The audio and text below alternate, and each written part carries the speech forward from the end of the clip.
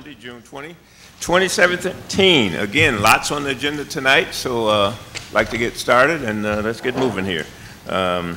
First item on the agenda tonight, as usual, will be the recitation of the vision statement, which is every school will be a thriving school that prepares every student to graduate from high school, college, career, and community ready.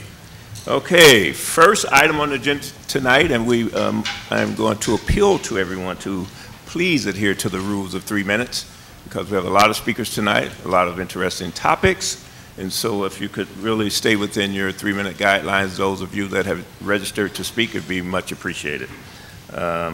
So we'll get started here, and we'll get started on our public appearances, which is always the first item on the agenda. And I'll call up the first speaker and the second, so please, second speaker, be ready to come up as the first speaker departs. So, our first speaker tonight will be Amelia Ramirez, and she will be followed by Michelle Hetzel. Please come forward. You have 3 minutes maximum, and please adhere to your time frame. Thank you. Woo, go Amelia! And listen, please.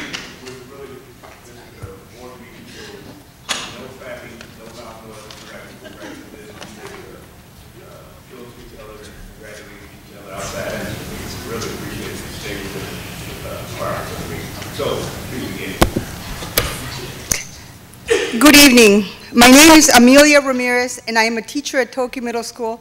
I am also the mother of a gay son. In the most recent school climate survey, 54% of responding students reported being bullied. Specifically, 31 reported being bullied due to gender identity, gender expression, or sexual orientation. It is important that LGBTQ and welcoming schools issues be interwoven in the anti-bullying work we do as teachers and as administrators, because LGBTQ issues are one of the major reasons kids bully and get bullied. It is important that staff be intentional about having conversations around identity and how identity impacts bias, respect, safety, and learning. Identity involves characteristics that affect how we see ourselves. Identity provides the stepping stone from which we react to others. These characteristics include race, ethnicity, sex, sexual orientation, gender, gender expression, age, education, language, physical ability, and many more. In order to understand how our identities are formed at the intersection of these personal characteristics, we need to address the topic of bias.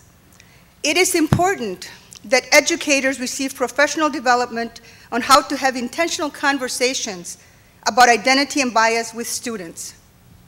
Incorporating welcoming schools into our schools provides professional development and allows teachers to learn how to incorporate and practice inclusive language and practices every day in the school classroom. By learning about bias and inclusive language, students learn how to be allies to each other.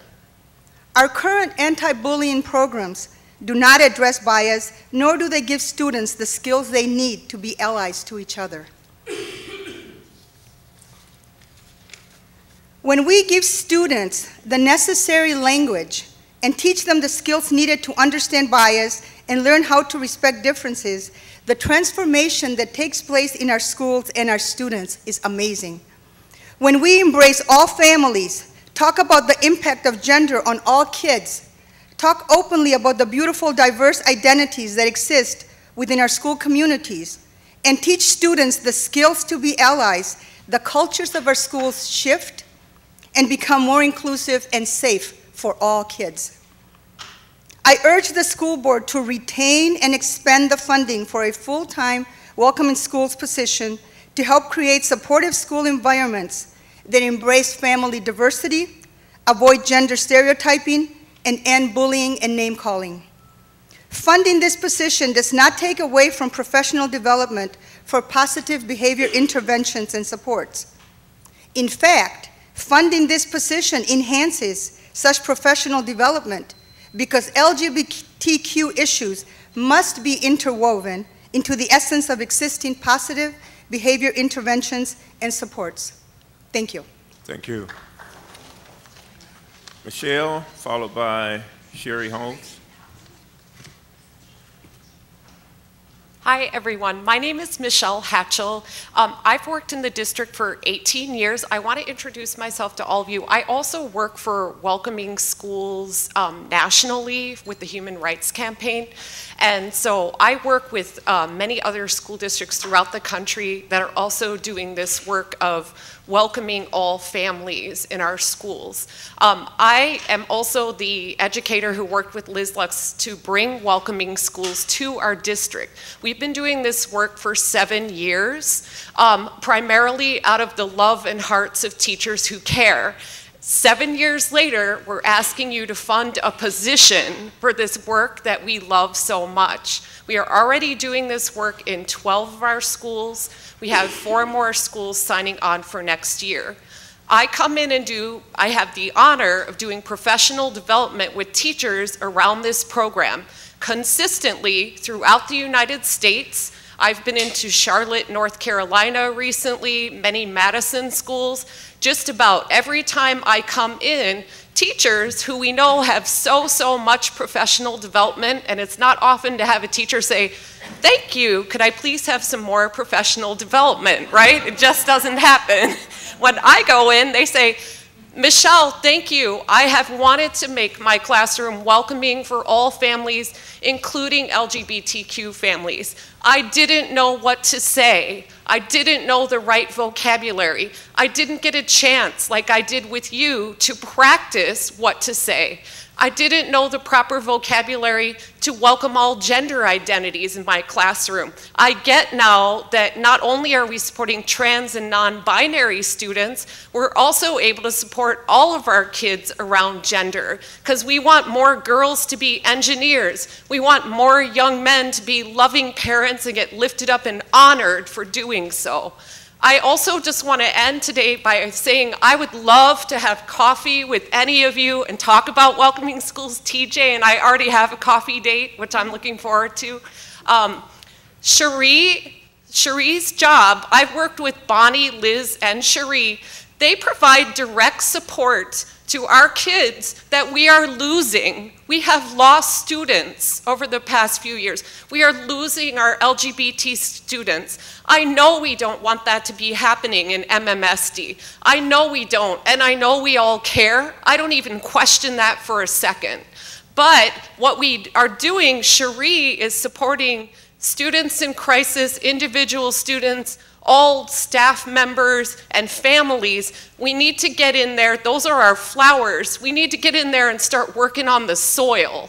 And that's what this program's gonna do. It affects climate, it changes climate, and it makes schools that welcome every family. And I do mean every family, not just the queer families. I want to welcome all of our families in Madison. And you can ask schools that have been doing Welcoming Schools for years and just talk to educators. It is happening. I could bring in many passionate families to talk to you about how they've felt welcomed and gain the skills to embrace other families in their community too. So I thank you for your time. I hope that you support this position. I will be supporting this position as a national coordinator. I'm actually going to be on leave this year, but you'll see me because I love this school district. I love our kids. Please finish. Thank you. Thank you so much. And if you have any questions, I will send you my email. Thank you. Sherry, followed by Dale Underbaki. Hi, everyone. Ooh. My name is Cherie Haas, and my pronouns are she, her, and hers, and I am the LGBTQ+ social worker for Madison Schools. I have been doing this work for the last 3 years. 10 years prior, I was a school-based social worker. It's so exciting. I have the very important role of supporting all the LGBTQ+ students in MMSD, their families, our community organizations, all of our educators and administrators, and I also support the Welcoming Schools program, on top of also advocating for policies and practices that are inclusive and welcoming for all. It's like the hardest job I've ever had in my life, but it's also the best job. So thank you for being here tonight. Thank you to all the board members who already are on board and ready to make a position for welcoming schools. I also want to commend all the educators, families, community professionals, students, etc., who are in the audience tonight or who have emailed the board to advocate for inclusive education. Welcoming schools is a highlight of my role. To me, it's the absolute proactive vehicle that will help our district ensure safe, inclusive schools, not just for our students who are LGBTQ+, but also for all of our beautiful, diverse students in Madison. Welcoming schools gives educators the language and the training to talk about identity and difference, visibilizes populations of people who've been historically marginalized and historically invisibilized. This is fantastic because our students love talking about identity. They love talking about who they are. They love talking about what makes them unique. They love talking about their families. So with welcoming schools, we give them books, we give them lessons, we train their teachers. They have teachable moments to be able to have the skills to be allies, to skills to intentionally embrace all families, to discuss the impact of gender on all kids, and to challenge bias-based bullying. We coach and support our educators on how to respond to biased language and specific ways to be inclusive in the classroom. And guess what? This work transforms our schools, it transforms our students, and it makes learning and growing safer for all kids. We're thrilled to have a dedicated person to take on this work of strengthening and coordinating our welcoming schools work in MMSD. It's the right time and we are ready. So let's get ready. Our welcoming schools lead will be in charge of district-wide implementation. They will support our 16 partner school teams. They will coordinate our 15 welcoming schools facilitators who are training this summer, and they'll be responsible for resource development and communication. It's a huge job, but I can't wait to bring the great work of welcoming schools into the spotlight of MMSD. Again, huge thank you for those of you in support. MMSD has historically been on the cutting edge in response to the needs of LGBTQ+ youth, enacting my position way back in 2001 when it was unheard of.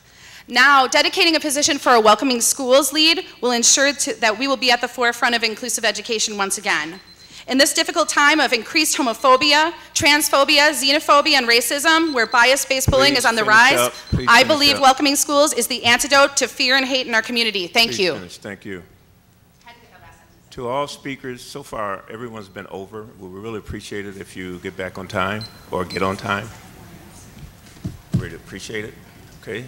So next speaker is Dale Baki, followed by Ed Hughes. Good evening. According to the timeline in our plan for students at risk for not graduating from high school, we are halfway through the first phase data review identifying 5th grade and older students who meet at-risk criteria. It's my understanding that DPI first sounded the at-risk warning toll in 1986. Madison's Board of Education adopted our at-risk plan in October of 2016. 30 years separated these two events. It is time for us to complete a collaborative and responsive rollout of our at-risk plan that clearly communicates our acknowledgement of at-risk barriers and our support of evidence-based, customized interventions. We have already highlighted research-based interventions in our current behavioral education and special education plans. What we need now is to move past talking about these evidence-based tools, pick them up, and start constructing viable, durable, customized plans that will result in meaningful progress for our at-risk learners. At the June 5th Instructional Work Group, Advanced Learning Director Ethan Netterstrom responded to some questions about the Advanced Learner Plan update. As part of this discussion, I heard Ethan encourage the Board of Education to support the momentum behind the successful rollout of our Advanced Learner Plan. I understood Ethan to say, to make a plan, tell everybody about it, and then fail to follow through is worse than doing nothing at all. I saw several heads nodding in solidarity. Should we be using this same cautionary message to reflect on our at-risk plan? I see the successful rollout of our at-risk plan working hand in hand with our smaller class size and welcoming school initiatives. Imagine the benefits to all if an identified at-risk student participates in a smaller learning community supported by a customized intervention plan. I'm confident our current innovative alternative data indicates that simply focusing on smaller instructional groupings without individualized at-risk interventions will fail to address chronic gaps in engagement and achievement. Are we on track with our at-risk timeline? Are all Doyle and building-based staff prepared for their rollout responsibilities? I continue to encourage the district to amend their plan to avoid the use of snail mail and notify each at-risk student in face-to-face discussions. In addition, each student should be provided a hard copy of our at-risk plan coupled with district assurances to help them prepare to be college, career, and community ready. We need to show our at-risk learners that they matter. Thank you. Thank you. 3 minutes. Mr. Hughes, followed by Katie Walsh.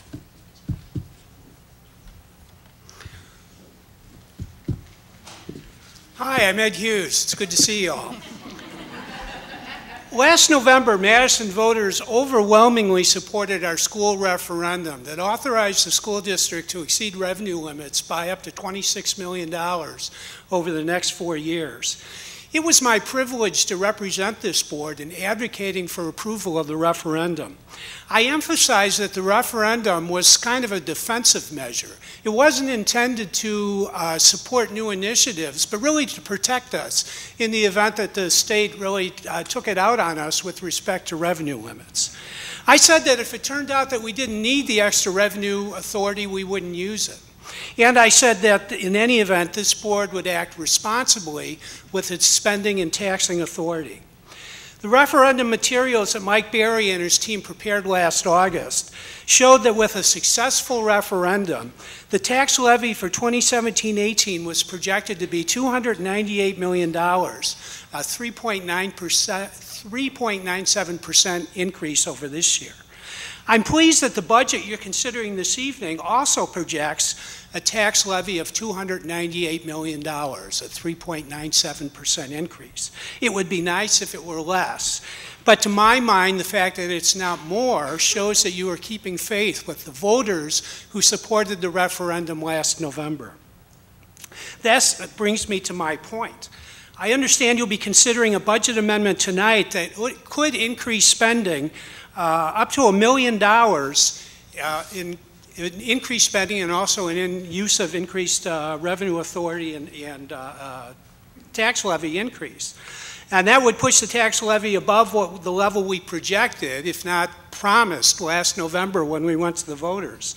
I think that would be a really serious mistake.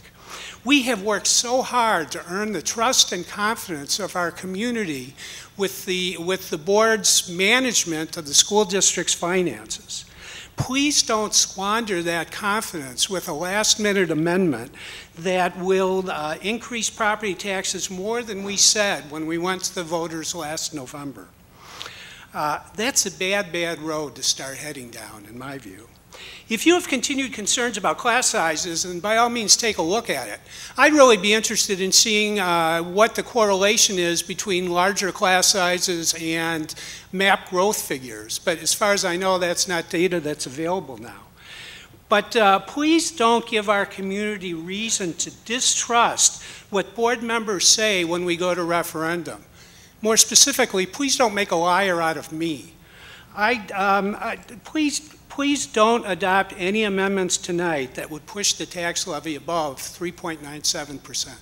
Thanks for your consideration. Thank you, Mr. Hughes. Katie Walsh, followed by Pedro Mangu. You can correct me when you come up, Pedro. Katie. I'm here to talk about the class size issue, but before I start, I want to voice my support for welcoming schools. This is such an important program, and it makes an impact that is felt by all our students, all of our families, and all of our staff. I just want to be really clear, everything those two said about welcoming schools is so true. It's so important for our schools. Please support it. Back to class sizes. At the 6 schools I've had the privilege of teaching, I've had class sizes between 9 and 32. As we know, many factors go into deciding those numbers, including data around low income. These schools who have more needs should have smaller class sizes, and many have the just right numbers. But there is a disparity across our district because while there are some classrooms with just right numbers, there are also classrooms with way too many kids. My main school's been Randall for the last 8 years. Randall had a double whammy, large class sizes, sometimes up to 30. I think I had 32 one year. And physically small classes. Just the physical space, there's not room for them. There are at least 2 third grade classes and 2 fourth grade classes in addition to art and strings where there just isn't the physical space for these kids. In the art room this year, students walked on top of the stools to move around my room. Not real safe. Besides the physical limitations, it's important to factor in the student-to-teacher ratio. I'm not the same student for the class of 18 that I am for my class of 30. There's no way I can get to each student. And in fact, my students have told me that. They've been frustrated. They've told me, I raise my hand forever, you never get to me. I think there are students that I didn't talk to for weeks at a time because I just didn't get to them between trying to teach, just normal teaching, and addressing behavior issues. We're failing students this way. I feel that I failed my students, but we are being set up for failure. At the same time, you can't pit teachers and students against each other and expect to win. You can't take money from the insurance savings from Walker and put that towards the class size issue either. Do not think that this is a choice between addressing those 18, 19 class sizes and the 26 to 30 class sizes. It's not an either or. This is a both. My middle classes at 18, 19 feel unsafe. My Randall classes at 26 are just physically impossible to teach. I'm not sure this is the right amendment to address this issue, but we do need to start somewhere and know that none of us are going away. Thank you. Pedro, followed by Jen Greenwald. Pedro.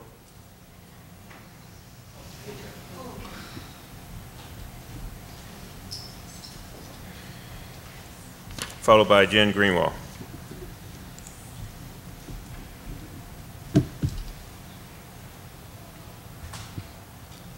Hello, my name is Pedro Mo, and I worked as a bilingual research specialist at Chavez Elementary, a full-time bilingual research specialist, over the last year.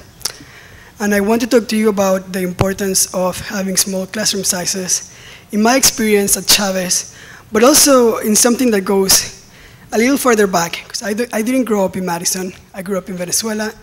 My classroom size was 11. And in that setting, I can tell you, I didn't have classmates. I had friends. Friends that are still my friends. I didn't just have a teacher who was a figure of authority who checked my packet, but people who are still my mentors, and people without whom I don't think I'd be here tonight if I hadn't been in that small classroom where they made me believe that I could go far. And indeed, I went, from Venezuela to here. Now, in my experience at Chavez Elementary, a couple of things I can tell you as a bilingual research specialist. We do a lot of translation and interpreting, but every second that I was not translating a document, I tried to be in a classroom. Because I could tell that those first grade teachers, those kindergarten teachers with 22 kids in their classroom, it was very difficult for them. And again, I just don't want to see schools, I don't want to see the teachers at Chavez begging, come to my classroom because it's, it makes such a difference to have that extra person there. It makes such a difference to have the SEAs, to have all the extra support. So it is excellent, that you can have bilingual research specialists who can join the classrooms and support the teachers when they're not translating. But the reality is that that is not sustainable. You need classrooms that your teachers can be comfortable in, that your teachers feel happy to go teach in, not classrooms that they have to, struggle to manage. I had to reach out to many parents to ask them to be volunteers because the classrooms were unmanageable at the current sizes. And so I want to ask you, as a support staff, that you consider the importance of giving teachers the conditions that they need to do the work that they're trained to do, and that they can do really well when they have the classroom size that they need. I also ask you that you please do not betray the trust that teachers gave you during the change of the insurance benefits.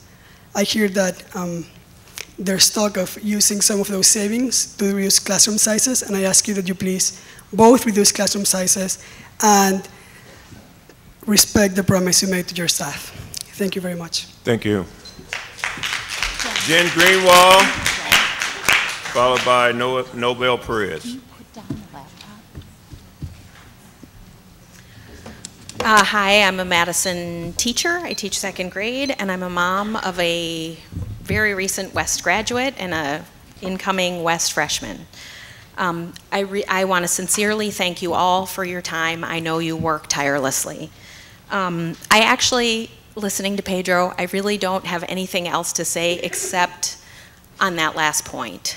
I've been thinking, I think you all know how I feel about class size, and you don't need me to tell you why we need small class sizes.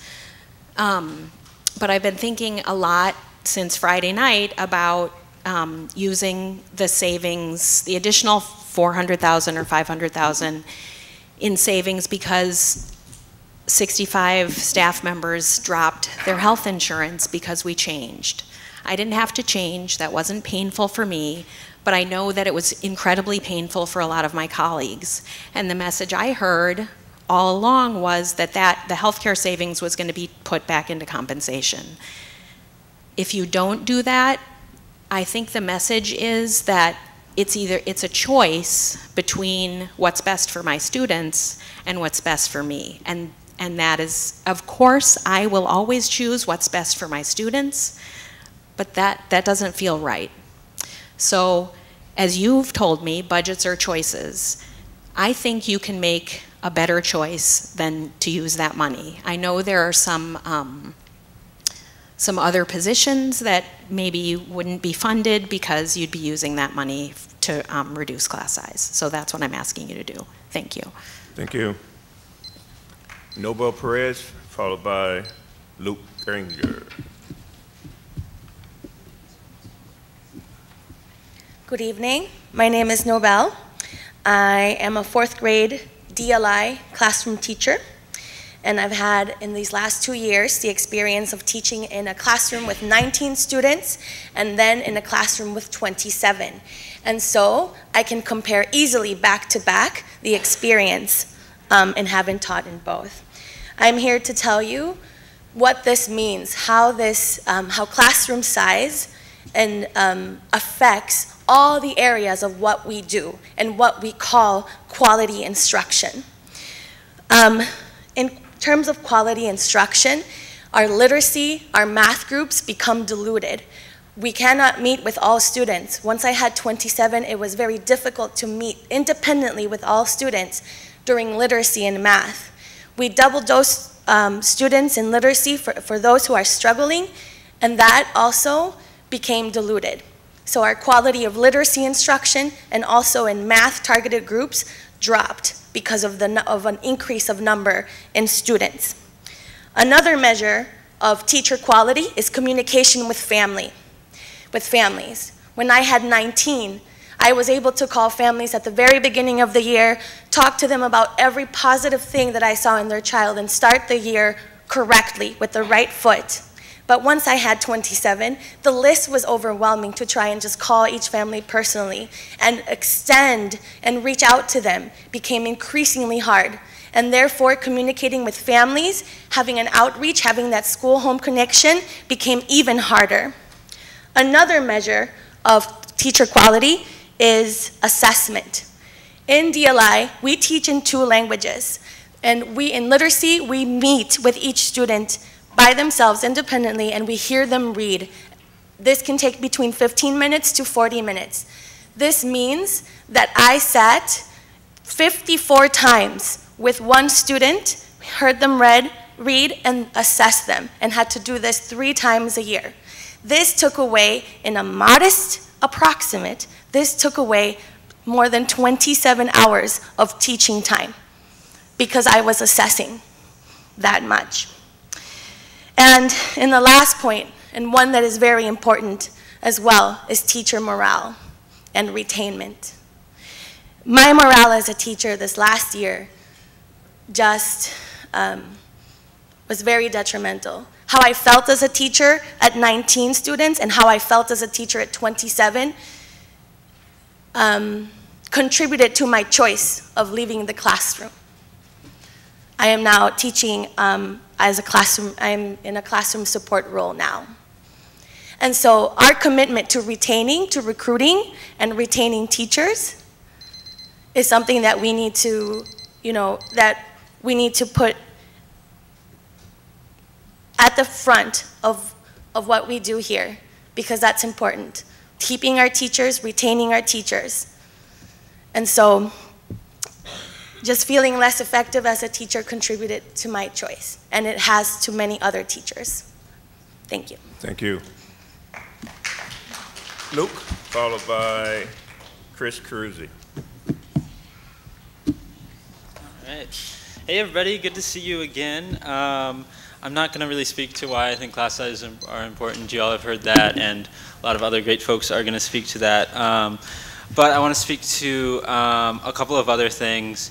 Found out just from Friday's proposal very short time ago that quite a big decision has been made in the new proposed budget, which is to use almost about $500,000 in newfound savings from health insurance changes that have impacted over 1,000 MMSD employees shifting health insurance as a way to increase FTE for class size reduction. And this was really upsetting to me for a couple of reasons.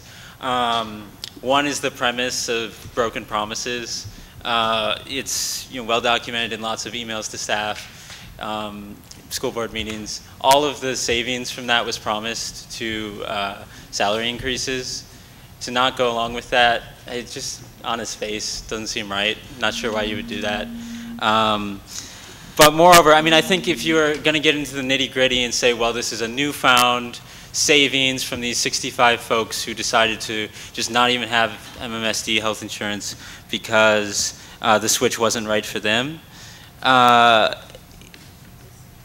The fact is, all along, it's been very clear that whatever the savings is, it was going to be to this. So in a June 11th letter to the board, Doug Keeler wrote that, well, not exactly quoting because I don't know, my phone's not working, but wrote that, that there is expected greater savings than they were originally thought from the switch, and that he was encouraged would be rolled into staff compensation. So there's at least been MTI's thought all along, and if you all haven't been communicating that's not that what you meant, like that's just disingenuous, I think.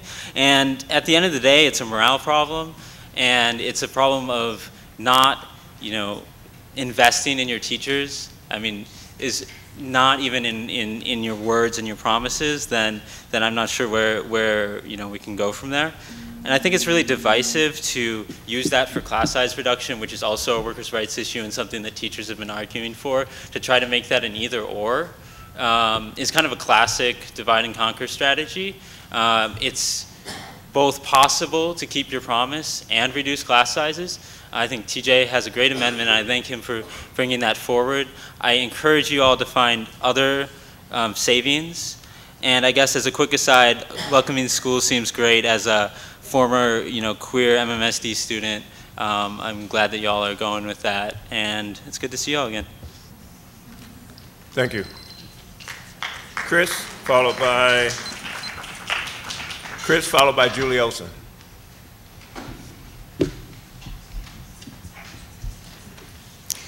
Hi, first and foremost, I want to thank all of you for the time that you have been taking to read email and listen to lots and lots of parents and staff and community members talk about class size. It's time consuming and it's hard, and I really appreciate the time and attention you're putting into this really important issue. You've heard from staff, you've heard from us since April. I'm not going to go more into the research and the reasons why we need small class sizes. And also you've heard a lot about concerns about how we're going to pay for the extra $500,000 that the district has, very thoughtfully put into the budget. And I do want to thank the administration for putting that extra $500,000 and those extra FTE into the budget. You've heard very clearly from teachers that they don't want health insurance savings used to fund those positions. I also looked through the budget book, and I'm not completely well versed in the budget, but it looked like there was going to be savings used from SEA and EA positions that were being eliminated to cover more teaching positions. And like health insurance, this feels very divisive to me. I don't know all the details, but I sincerely hope that some staff at some schools won't lose their support staff so that we can have other sections at other schools. That doesn't feel right. So how do we pay for this? One possibility, a month ago we were here voting on early priority actions, and the board declined to vote on 5 FTE that were in the early priority actions that came to about $500,000, about the amount of money we need to put the first amount of money that TJ has put into his amendment, that the district has put into the budget to cover at least the beginnings of the staff we need to make a dent in the class size problem we have. Those positions are all back in the budget and will be approved and voted on unless they get pulled out and talked about again. And I urge you to pull those positions out. I felt like there were very compelling reasons not to support those positions. It was different for every position. And to just like put them back in the budget without, and it sort of seems to disregard that debate in those comments. So that feels like one possibility for covering smaller class sizes in a way that doesn't pit teacher against teacher, it doesn't pit school against school. This is a unifying issue. We've got staff and parents and students from all over the district coming together and asking for this. We need more unity in our world right now, and so I encourage you to do this in a way that unifies. Thank you. Thank you. Julie Olson, followed by Andy Funk. Good evening. My name is Julie Olson. I've been teaching at Hawthorne Elementary for the last 28 years, the first 12 as a regular ed 2-3 teacher. The last years I've been teaching art. And I can tell you that in the early years of Hawthorne, we were very committed to keeping class size small. And then came Sage, and it was even better, 1 to 16. Over the last number of years, we've been adding numbers to those K-3 classes, and we were up to 19 in many of our sections this year, and I can tell you it was extremely difficult to teach in our very heavy touch school with very high needs and a high transitioning population of students. At the 3-5 level, we had 27, and when we're talking about at-risk students and a plan for the future, we really need to keep those numbers down. It was impossible to meet needs, provide that equitable opportunity to do culturally responsive teaching. It's too many kids. You just can't do it. Now, I understand the numbers issues, and there are people very well versed in that, and I hope we can find a way to support lower class sizes where we can meet needs without having to cut into monies that were promised for salary increase and other things. I will say this, right now at Hawthorne in summer school, there are 36 kids in a grade 3 through 5 class, right now. And it's unsafe. You can't teach, you can't learn. And these are the kids who needed extra education, extra time in school. The K2 class is at 27. And there are only 30 computers for those kids to be in. So I found enough stools for the kids to actually sit in the art room. But in the computer lab, we don't have enough computers. It shouldn't happen, it can't happen. We were doing better years before. We've got to be committed to the kids again. So, thank you. Thank you. Andy Funk, followed by Rebecca Cutforth. Hi, good evening, everyone. You're going to get a double dose of Hawthorne today. I teach at Hawthorne as well. Currently 4K, but I've also taught kindergarten and first. I would like to reiterate what my colleague before me, Julie Olson, was talking about as far as numbers at a school like Hawthorne. I understand there are schools out there. Can't hear me? Sorry. Oh, that's better. There are schools out there suffering from the same issues that we are as a high poverty school. However, I feel that we are trying to meet the needs of students that are in trauma and crisis every day of their lives. I currently, as I said, work with 4K students, and 5 of which have been homeless this year. That is a new reality for our school, dealing with our homeless population and the needs that come with it, making sure that they're clothed, making sure that they are fed. Almost impossible to do when you get classes higher than 18. In my 4K situation, I had one class of 19, one class of 18. That's 37 families. I can't do 37 families in the way that I could do 18 when I was doing kindergarten, and hopefully less than that for 4K. 36 would be great. So again, I just want to ask you to consider this class size reduction, but not on the backs of the health insurance issues that we've had in this district and promises that were made as well. But thank you for your time and consideration and all this, and have a good evening. Thank you. Rebecca, followed by Don Cunningham.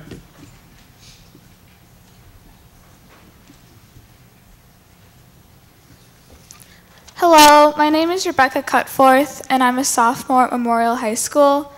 I'm here to represent Student Senate. We have been hearing a lot about the discussion happening around class size and thought that this would be a great opportunity to provide student feedback. Today I'll be reading a resolution we wrote based on our own experiences as students. Whereas small class sizes are essential for fostering a thriving student community and a focused learning environment, and whereas large class sizes negatively impact student concentration and engagement, and whereas the MMSD has large achievement gaps between students of different backgrounds, and whereas not all MMSD students receive the support that they need, and whereas the MMSD SAGE program, which reduced class size, has been shown to reduce achievement gaps between students, and whereas many MMSD class sizes are currently far exceeding ideal maximums, now therefore be it resolved that the MMSD Student Senate recommend that the MMSD Board of Education amend the 2017-2018 budget to reduce class sizes. Thank you. Thank you. Don Cunningham. Hi, I'm here again to talk about class sizes, and of course the priority being, I wish you could say it back at me, K-3 high poverty. I will echo what some of the teachers have said about not, if there was money promised to them, please don't use that, because when mama ain't happy, nobody's happy. I would say the same thing is true for our teachers. Morale is my next go-to, but for now, K-3 high poverty. In the past 10 years or so, I know some people have talked about SAGE, and I may be repeating myself, but I'm going to do that in hopes that you remember and it sticks and you fight hard. Thank you for the work that you did this weekend. I know you did a lot. K-3 high poverty has been hit with the budget cuts, I think, at a higher percentage than a lot of other issues. We started SAGE with 15 students, then it increased to 16. Then it increased to, you could go to 18 with a waiver. Then it increased to 18 hard caps, and last year we were giving the flexibility, I'm sorry, to go to 20, and it is not acceptable. That's not where the research lies, and that's not what feels good. In addition to that, there used to be an equity funding formula that funded non-FTE budgets for schools. I'm guessing that most of you, with the exception of maybe TJ, aren't even aware of that or don't remember it. So that's another area we were hit. Last year, Title I funds were reallocated among schools, in our poorest schools in the east attendance area. Hawthorne and Sandburg elementary schools were hit hard. Classroom sizes of 20 for K-3 in a high poverty school, where 2 out of those 20 will be likely homeless, and 15 out of the 20 are experiencing a lot of stress. It's unacceptable. In addition to the changes and decreases constantly hit in budget, it feels like those students that are labeled as free and reduced are harder off than they used to be, meaning more stress at home. This year, every year, the homeless population starts out at 0. By October, it was 10%. Andy Funk talked about having 5 homeless students. It is difficult. And the things that the teachers have to do to keep up, it's overwhelming. If you could measure other things, such as how many kids have homeless family members staying with them, depleting their already limited resources and the stresses that causes, I think it would overwhelm all of us and blow your minds. Please do not, I don't care if you do it as a budget. I think you have to consider it as a budget and a policy, but change your policy to take away that flexibility of +2 students. Thank you. Thank you. And that concludes our public speakings for tonight. Thanks to all the speakers for providing the valuable information. So we'll move right along. The next item on the agenda tonight is board president's announcements and reports. Okay, Memorial student received United Way Volunteer Award. Congratulations to Memorial High School's Alfred Freddie Lopez Daniel for being awarded the United Way of Dane County Community Youth Volunteer Award. He was honored among other volunteers at the celebration on May 2nd. Freddie was nominated by Memorial Multicultural Services Coordinator Joanne Brown, who has been working with him to apply for scholarships that will help make his dream of attending art school in San Francisco a reality. This award is helping him achieve that goal. He received $500 for college and another $500 to give to his favorite organization. Congratulations to Alfred.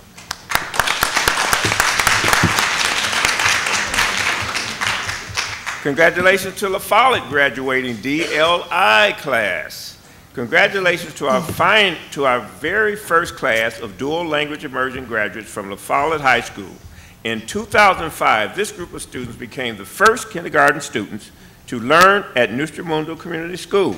Now, many also were honored with the Wisconsin Seal of Biliteracy for demonstrating proficiency in 2 languages and global and sociocultural competency. The students received their certificates at La Follette Senior Breakfast on June 2nd. Congratulations to those students.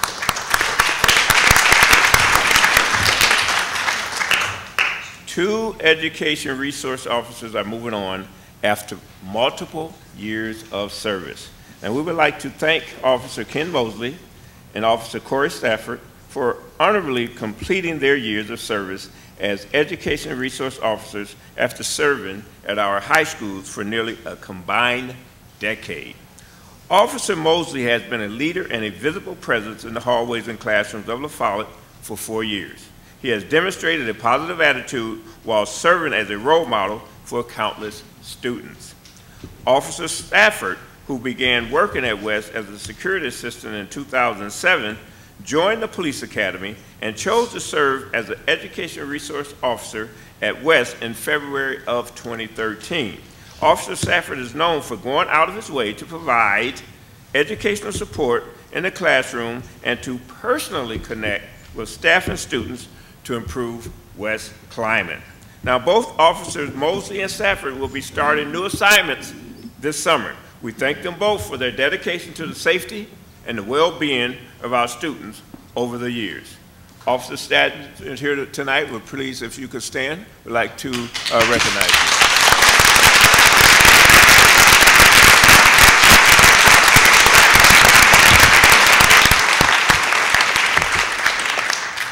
Thank you for your service, and you're going to be hard to replace. Appreciate the time you've given the district. Okay, Sienna Davis, love and legacy has changed Madison. Sure, I can.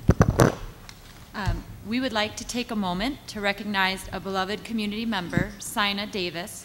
Miss Davis has been a tireless advocate for Madison's children as a community leader, social justice advocate, co-founder and leader of Mothers in the Neighborhood, active leader of the Allied Neighborhood Association, and champion of the Allied Drive in Greater Madison community. We extend our heartfelt gratitude for a lifetime of extraordinary service to Madison, a city that has been forever changed by her remarkable work and her indelible love.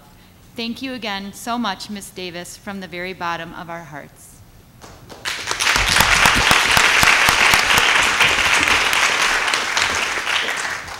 And that concludes Board President's announcements and reports. Next on the agenda is Superintendent's announcements and reports. I'd like to turn it over to Superintendent Cheatham. Thank you, Board President Howard. I'd like to invite Mike Berry and Lisa Quistad to join me on the stage.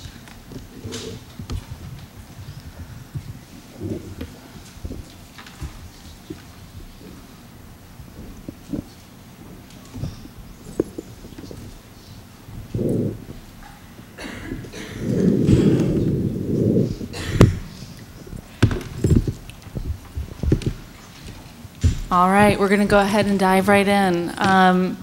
Tonight we're pleased to present to you the preliminary budget for the 17-18 school year. This is the strongest budget that we've proposed since I've started. I think it's one that sets us up for a strong school year ahead. I want to thank the community for its support on the referendum to exceed revenue limits that was voted on this fall. If it hadn't been for that vote and the support of our community, we wouldn't be in the stable financial position we are today.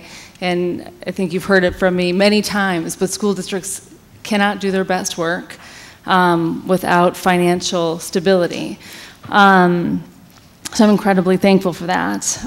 Because of the community support, we are not having to make cuts for the first time in several years.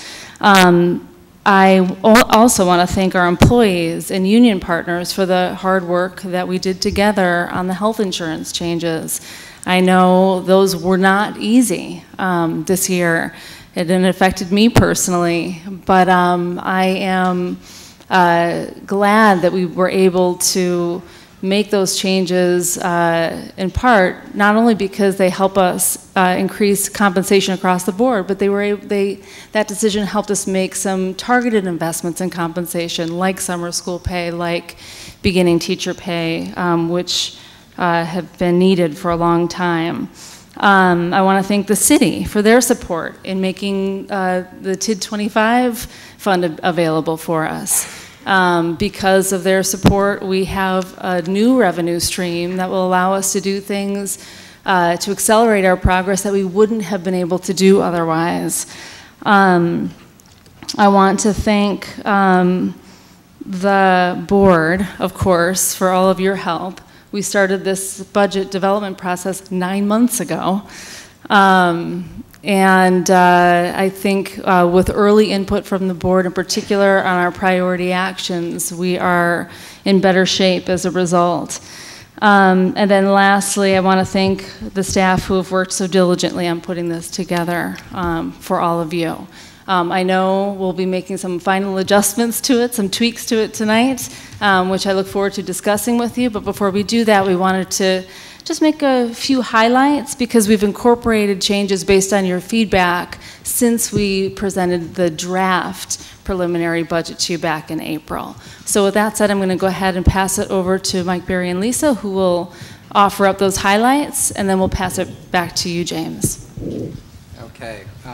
We were listening to the citizen comments, public comments, and we were thinking that we feel like we've walked from Venezuela to here during this 10-month budget process.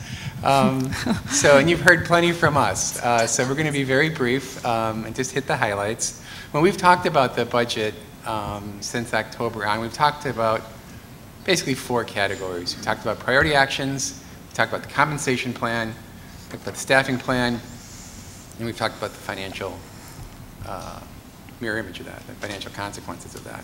And so this little presentation essentially follows that same logic.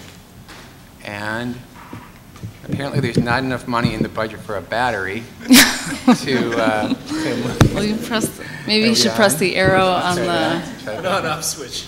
Here we go. There was enough money. All right. Just have to turn it on, Mike. Cancel that purchase order for a battery. All right. So we're going to start out talking about the priority actions, and we'll get into the other areas. So just as a reminder, one of the major lifts early in our work, we talked about this a lot in November, December, and January, were the priority actions. And we've used this different classification system this year for the over $5 million of priority actions that are in this budget. Foundational actions, This is all about executing on the strategic framework.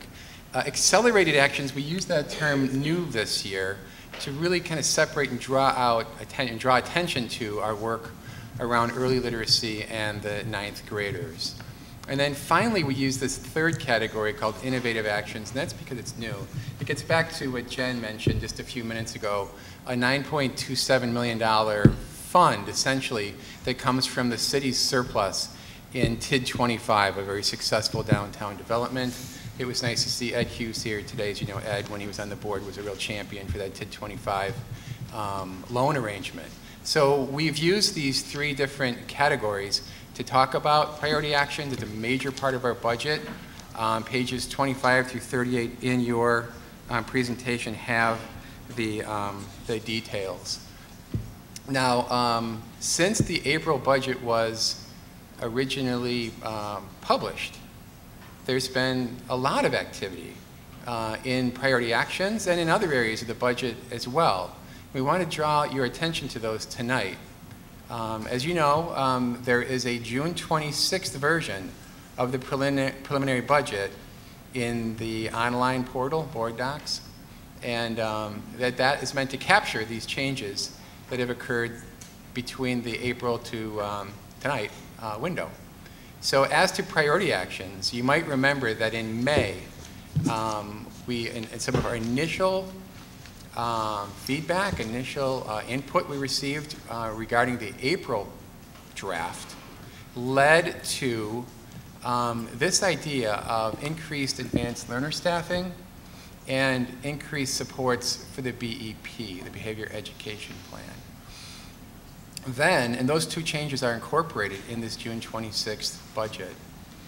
Also, in June, as we started talking about board amendments to the budget, these three items surfaced: circles of support, now incorporated in the June proposal, a decrease in some principal professional development as a specific strand of professional development, minus $25,000, and lastly, decrease in a middle school planning effort. It's really a timing adjustment for $100,000. The total project remains the same over 3 years. It's that the timing was slowed down to reflect just $50,000 of effort in the 17-18 school year.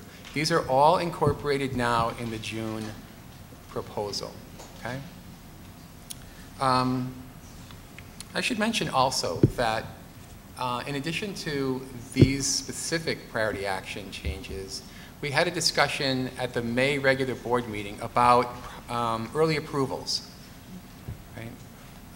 We identified those parts of the priority action list that we felt were important enough to bring forward for approval in May rather than waiting until tonight.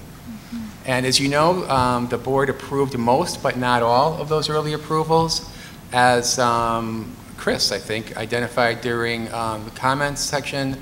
There were 5 FTE that were not approved early. And our treatment of that in the budget was that not approved early referred to the earliness. It was not a vote on the merit, underlying merit of the proposals themselves. So those 5 FTE are in this June budget. And that is free for the board, obviously, to deal with, but they are in there now. Okay? So that's early approvals. So priority actions at over $5 million, that's the biggest lift we've ever had on priority actions, and hopefully it's as impactful as some of the other priority actions we've had in recent years. Now, next major section, compensation. We view this as a really big win, especially relative to recent years. This budget funds the traditional elements of compensation, the step advancement and the lane advancement on the existing salary schedules across all employee groups, and the maximum base wage increase allowed per WERC rules, which is 1.26%. If you were to combine those elements and express it as a percentage overall, it equates to about a 3.25, 3.26% across the board increase in compensation for existing staff. It's an average. People will experience all sorts of ranges within that average. We're also able, as you know, to improve summer school pay improved beginning teacher salary to $41,096, which was really low. It was really trailing the county, and this is a major step forward for us. Adopt a $15 per hour minimum wage across the board for regular MMSD employees effective July 1. And much of that came from the last bullet on the screen, the $3 million in healthcare savings, which was cooperatively arranged between the district and our major employee groups. Now, it has been mentioned here a couple of times that the actual results, now that we've finished the transition period on health insurance, the results will be about $3.38 million in health insurance savings.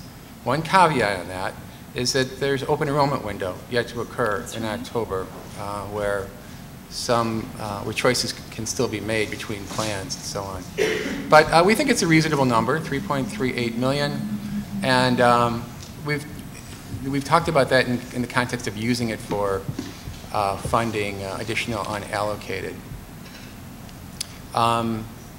We should also mention here that, as the board knows, that the May consent agenda, you approved a change in long-term disability carriers, which saved $250,000 at least, a change in life insurance carriers, which will have some projected savings. It's just hard to quantify right now. Under 50,000 we're projecting. And then today, it was officially announced that the Wisconsin retirement system employer and employee contribution rates are going to be slightly less than we budgeted for, which is actually a good thing. We knew that about 2 weeks ago.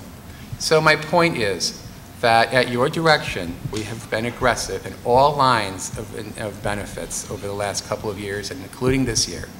If you're uncomfortable with how we've used the health insurance additional savings, we have other ways of accomplishing the same thing, whether it's the LTD or the life, which were changed without any change in the underlying benefit, or the WRS savings. You have options, okay? So don't feel like we've painted you into a corner there.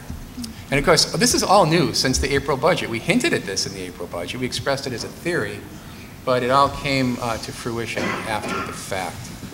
So maybe we shouldn't have an April budget meeting anymore. What do you think?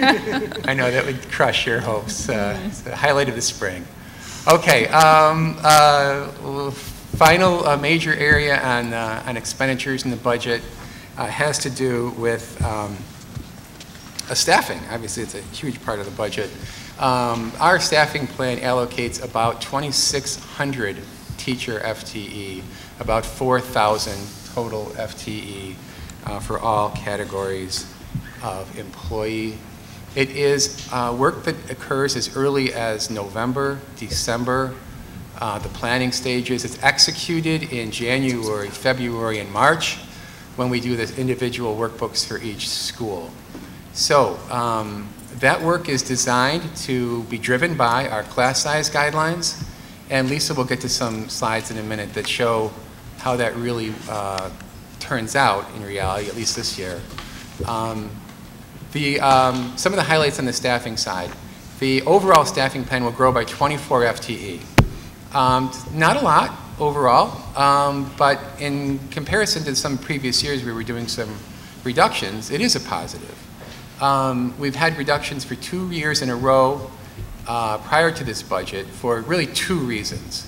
The first is an enrollment decline of a couple hundred students, and obviously many positions float with enrollment. And then otherwise it's generalized budget pressure. So those 2 factors were at play. This year it's more positive. A couple of late actions, $1 million was added to the staffing reserve in 2 $500,000 increments. One was done in April, the other was done in June. This brings us now to a total of unallocated teacher positions of 18 FTE. As of June 20th, it's already changed, by the way. That is the regular ed piece. As you can imagine, the special ed department keeps its own large, roughly 20 reserve of unallocated staff because it's very student dependent and they need the ability to respond. So since the April budget, this too has changed, and that $1 million is now reflected in the overall proposal. With that, I'm going to turn it over to Lisa for a closer look at our section sizes. Okay, thanks, Mike. Okay, so to start with, over the next couple of slides, I just want to emphasize and actually celebrate the fact that we support low class size. I just want to say that. We actually do have a long-standing commitment to and actually reputation for low class sizes in the district, and we plan to continue on that. We plan to continue to deliver on that commitment and provide evidence of our dedication to that to you tonight. So over the next couple of slides, what we want to try and illustrate is that the problem we're trying to solve is not one of class size, but really that of outliers. And those outliers crop up. They are actually out there. We know that when we address outliers, we actually lower class sizes across multiple classrooms. So when you get to one class that is a higher enrolled than the other classes, you actually end up reducing class sizes across multiple sections at that grade level. So we acknowledge that those outliers exist, and we just wanted to show you a couple slides to show you how that plays out. So this is really our broadest look at class sizes at the elementary level, and it's as of May 23rd. So just so you know, this is a snapshot that could reflect throughout the course of the year some mobility, both in and out, in our K-5 classrooms. So as you can see, almost 74% of all of our elementary classes K-5 have 20 students or fewer, so the two bars on the left. Only 18 classes out of 649 have 26 to 28 students, and this does represent our current standards. And those standards, just as a reminder, are right here. So we use these to generate this slide. So moving on to our next slide, this emphasizes our class size data by grade in AGR or former SAGE schools. So if you look at the bottom at the class size averages, I just would like to start there. You can see that in our AGR K3 classes, there's an average size of 16.4. With a K3 size of 18 or less, you can see that we have 229 classrooms that are actually at or below our SAGE limit.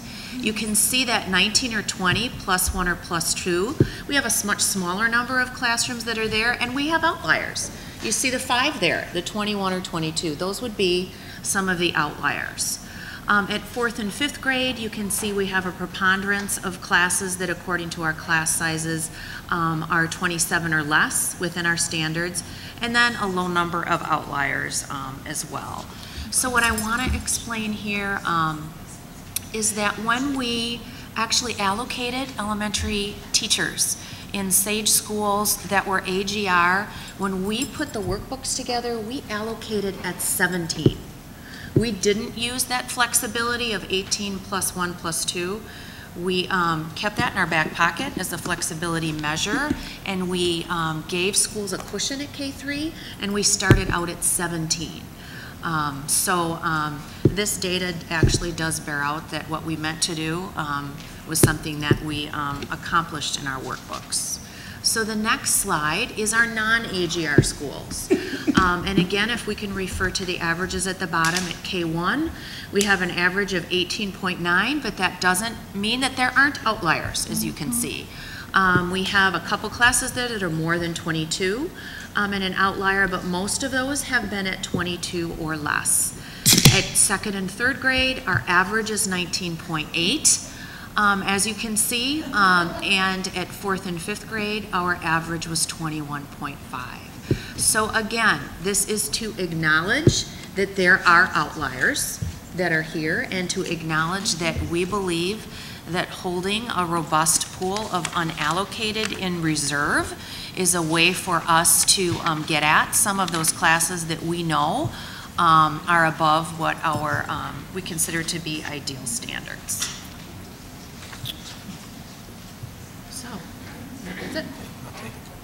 Okay, 2 financial summary slides to wrap this up. Regarding our June preliminary budget proposal, state and federal really here. So state budget for the next 2 years is undecided, and K-12 funding is part of that, along with transportation funding. So our budget assumes that the governor's proposal back in February is going to hold, which was a $200 per pupil increase in state funding. And that's positive for us. The other assumption is that equalization aid, which is a second major source of funding for this district other than property taxes, will decrease by 15%. That's a kind of a worst case scenario. A word about equalization aid. It's a tax issue. Taxes and equalization move together. Equalization aid losses don't necessarily mean layoffs or program cuts. It just means more tax pressure. So those are our 2 major assumptions on state. Federal budget, federal budget. 10% loss for Title I it will hit in 17-18. Fortunately, we were careful in our assumptions, and that will not have a major impact for 17-18, but it's going to catch up to us the year after. And then Title II, the decrease is actually closer to 20-23%. And that may cause us to rethink some of our Title II spending come October when we true up this budget. So yes, this budget will be back in October, I'm sorry to tell you. And then Medicaid, school-based services, Medicaid, the issue here gets down to the definition of eligibility. If fewer students are deemed eligible, then that will obviously have an impact on our budget as well. Those are to come. And then I guess one last overall summary slide. The big numbers in the budget, balanced budget, $390 million of revenue and expenditure. When we say operating budget, we mean the general fund and the special ed fund combined. The all funds budget, which includes food service and debt service and community service and so on, $494 million. The tax levy increase is 3.97%, and that was intentional. We kept it there. The total levy in dollars is $298,495,588. Tax rate goes from $11.92 to $12.03. Impact on an average home is about $74.57. And this is all premised on an under levy of $2 million, meaning not using the board's full levy authority. Now, why would we not do that? To the extent that you do use it, you will see your tax rate increase from 397 upward, which is, I think, the point that Ed Hughes was getting at earlier. And I think that's it. Just a quick question on the Title I. Yeah. When you said that we're anticipating a 10% cut, last year we got a little over $700,000 in late. This year we budgeted for without that. Is that the 10%, or is it 10% in addition to that, not getting that 700,000+? So the 10% reduction that we saw was the 10% over the entire award last year, including the 700. Okay. So, we wisely budgeted off of the low number, 6.7. So we're going into next year in good shape. That's what it sounded like. Thanks. But it will catch up. The following year. So James, we'll pass it back to you. All right. Thank you for your report. We're going to have to take a look at the amendments, and I'd like to go through them as quickly as possible. We seem to have about 3 classes of amendments. Did you have a question you'd like to ask before? Yeah. Okay. Yep. I just wanted to add, the budget process this year was way different and way better. It started informing us way earlier than the previous years I'm here, and I think it might have helped getting ahead so far with the 2 members that joined us in April. So your team did a great job, Jen, and that should be said out loud. And you might be wondering, why are we still playing with it? Well, this is preliminary, and from my mind, I said, well, you guys did a pretty good job. I want more. So we're going to figure this all out today. It's in no way a reflection that you didn't do enough. You guys did way more than probably school boards have ever done. So thanks for all that work that all your guys did. And we're going to hash this out. And still, we're not done with it. We understand that we can change this between now and October, but we're going to get as far as we can tonight. And we're still going to leave with things. I'm going to leave saying, where can I get more after tonight? So, like we all will. So this is where I just wanted to say that up front before we get into this. All right, thank you, Board Member Lumens. Okay, we seem to have at least 3 categories of amendments, and that is those that have been included in the June preliminary budget, those that have yet to be built into the budget, then we have some open items. And so I want to try to get through here without having to go through all of these if possible. So I think obviously we have to discuss the open items, obviously. But for example, item 1 here, circles of support, it's been included in the preliminary budget. So the question I have for that particular item is that, do we need to have any discussion there? Are we good? Can we move on? Sounds good. I'm not going to ask those questions too many times. We have a lot of things on the table tonight. Mr. Paula, you have a look on your face. Do we need to? I'm actually just wondering about process a little bit. Okay. If we should make the main motion and then leave it to the board members who are going to raise their amendments to make their amendments, and that way it will naturally funnel through the ones that will be made by the proposing board member instead of going through all 9 pages. That's right. Okay. Yes.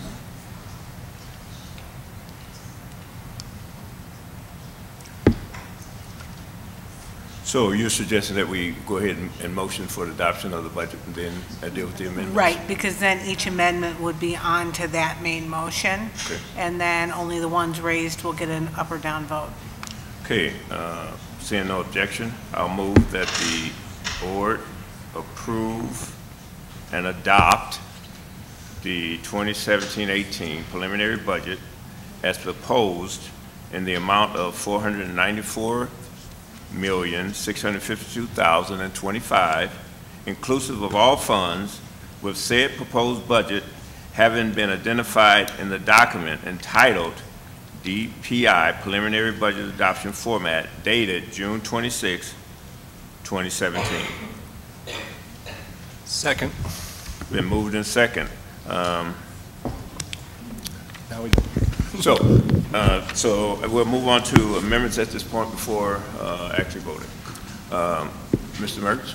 A suggestion on how we deal with amendments, which is that we take 3 categories or 2 categories and begin with, say, any amendments that would be cutting things from the budget, then go to anything that would be, and anyone that, and assuming that everything that's already been folded in the budget is there, and then if anyone wants to take it out, that's the time to do it.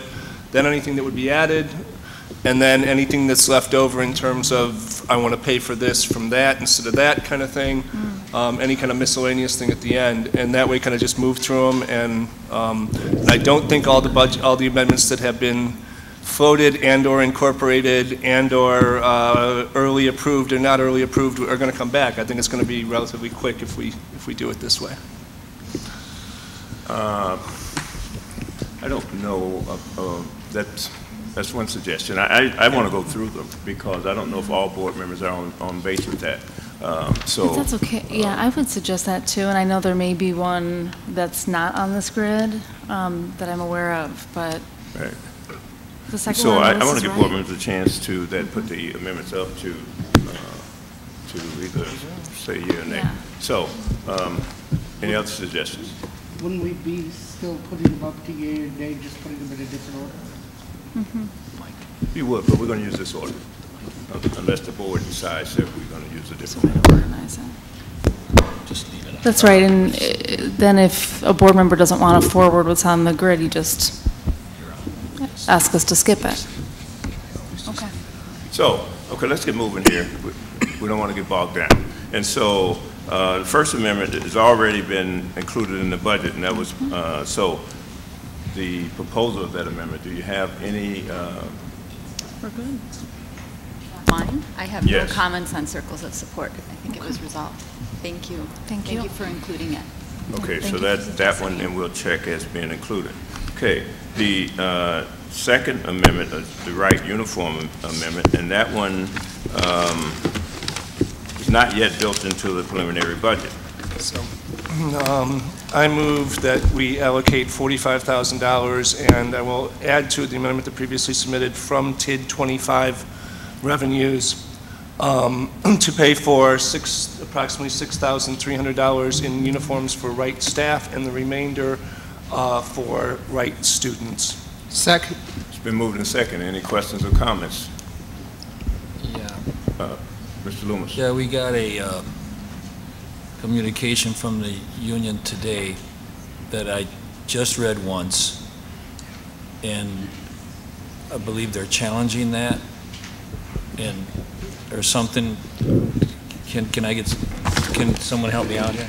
Yeah, I can address that. The union has a concern about a requirement that staff purchase and wear uniforms. They believe it's in violation of the handbook. We have communicated with the union, with the principal at Wright, and are in agreement that the uniforms will not be required but encouraged in the upcoming year, allowing more time for that discussion to take place. So purchasing the uniforms we would encourage you to do that.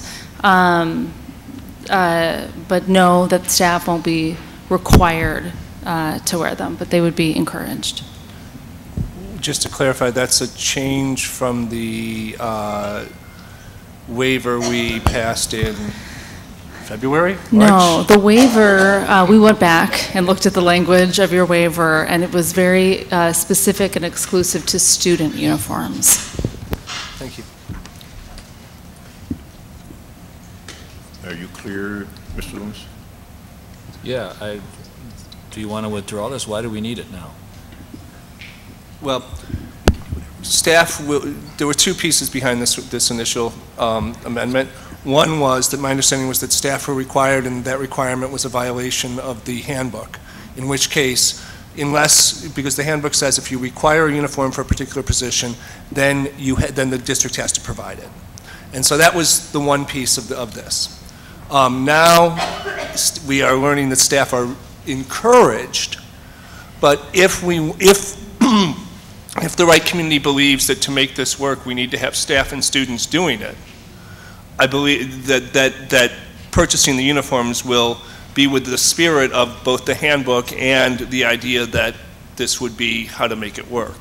So that's piece number one. Piece number two is the students, and I've said this, the very brief thing is that, I've never supported the idea of uniforms in any school, but especially with Wright being one of I believe our highest poverty school, my best understanding of the experience with uniforms in other districts and schools is that though clothing expenditure savings to families are promised, they are not realized. And therefore, this is an added burden to one of our lowest income communities. And if we are going to do this, I believe that we should subsidize it, and we believe in this, we should subsidize it as a district. So that's the piece for students. Okay, Nikki. My issue is very simple, which I stated when I discussed the students earlier. His ticker says a student does not give up their rights at the schoolhouse gate. And I worry about the free speech issues. I especially worried about it on the teachers. Given all of that, if we're going to have uniforms, to have a high poverty school like Wright Middle School, be able to put that on the backs of the teachers and the students is, without even talking to MTI on that issue, I think is a little much, and therefore I think that we should at least fund it until something can be formally worked out. Well, that's what the amendment does. We're financing the uniforms for both staff and students, and this is what was brought to us by the administration of that school, and with parent and everyone's input. And so I'm going to support it. I've supported it from the beginning. If the staff and the administration of that school believe this is best for that school, and we have the financing for it, I don't see that. For me, I'm going to be supporting it. We have to rely on our principals to know what's best for their schools, and so I'm in strong support of it. We have this amendment that finances it, so it's not on the back of anyone. So, no, I was speaking for the amendment, so it's not on the back of. Okay, so any other comments? Any other comments? Okay, seeing none. So the amendment on the floor, do we need a motion here? I made a motion. You made a motion. Was it seconded by the second? I seconded. Okay, so any further comments? Seeing none, all in Laura, your advisory vote, please. Yes. All in favor? Aye. Any opposition? Okay, motion carries 7-0. Okay. Welcome. Congrats on the first vote. So, the next item on the agenda is our class size amendment. And so, you know, we've had a lot of discussion on this topic, and so I'd like to not spend any more time on it than need to be. So what I'd like to do is Mr. Merck's administration, Mr. Merck's can talk about his amendment, the administration can talk about, we basically have two class size approaches on the table, the amendment here and one from administration. So if we can have that discussion for a few minutes, and then we'll give the board a chance to weigh in, and then we'll move to vote. Ms. Vanderbilt. Could we possibly go out of order on the fact that the motion that that Anna has created would actually address the issue regarding class size if it so passes? Or is that out of order? I'm confused. I'm not sure. Yeah, I said it wrong. I said it wrong. I'm not sure Strike that. I strike that. Strike that. I said it at the wrong time. James, with your permission, I'll make the motion, and then we can have it on the floor for discussion. Sounds good. I'd like to make a slight change from the motion that was in light of the fact that $500,000 has been incorporated in the June budget. So the motion as printed in the agenda, minus the phrase from allocating an additional $500,000 to expand the number of unallocated teacher positions to dependent on the per pupil categorical aid. So the beginning reads, amend the 2017-18 MMSD preliminary budget, dependent on the per pupil categorical aid provisions of the biennial state budget, allocating up to an additional $1 million, and takes it from there. Dylan, do I need to read this whole thing, or can I just take it? Can I just do that? You see what I did? Make sure Dylan's on the same page, and then we can go from there. You're talking about all your... Yeah, I don't want to read all that. Yeah. Essentially, I took out the $500,000 in the first paragraph. And that is part of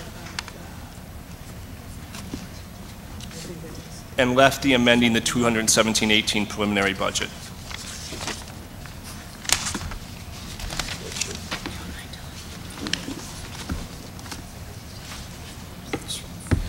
Why don't I... So you make your motion as set forth in the materials for the June 26, 2017 regular meeting, excluding the first paragraph of the document entitled T.J. Merck's final class size amendment. Done. Do we have copies of that motion? It is attached to board docs. I can lend you my copy if you want. I don't have board docs. I use paper. Mine's clean. If I can look on yours, John? If there's a second, I'll do a very, very brief walk through this. Second. Okay, first off, I want to thank the administration for not only in April but also in June recognizing the, actually I want to thank this administration period for over the years struggling to maintain smaller class sizes, and then particularly in this budget cycle in April and June, both recognizing the importance of what are now being called the outliers and their existence. And so that is very, very much appreciated, the responsiveness around that, as well as the long-term commitments that have been in evidence. There are essentially three pieces left of this. One is if state budget conditions are what I consider favorable, we add an additional up to an additional $1 million, which would still leave us in an under levy situation, but would increase towards targeting these larger class sizes which remain. The second piece of it is setting some more exacting and different guidelines for how things are prioritized, guidelines, not hard caps, but encouraging that these be used to address the class sizes in the highest poverty and the lowest grades first, the highest poverty in elementary school next, and so on and so on. And also redefining the high poverty schools, because I believe that the current use of the AGR as the measure really does a disservice to some of our students in schools. Particularly, I want to point to Kennedy Elementary School, which by one measure is 45% poverty, and Stevens Elementary School, which by one measure is 43% poverty. And these are schools that I believe belong in the high poverty category. Adding to that, Lincoln, which is by anyone's definition a high poverty school, but because of the way AGR has worked, is not an AGR school, according to our designation. So changing the definition of high poverty, prioritizing among poverty, and then the third piece is how is this working? What happened to these allocations? And one of the things is that I think that through this process and through the discussions we've had in the community activism and the Q&A back and forth is that I think a lot more light has been shed upon the process by which we do our allocations, and I think a lot of more thinking has been done about, both in the community and among the board and among the administration, about how we can do this better and where our priorities are and how the priorities weigh against each other.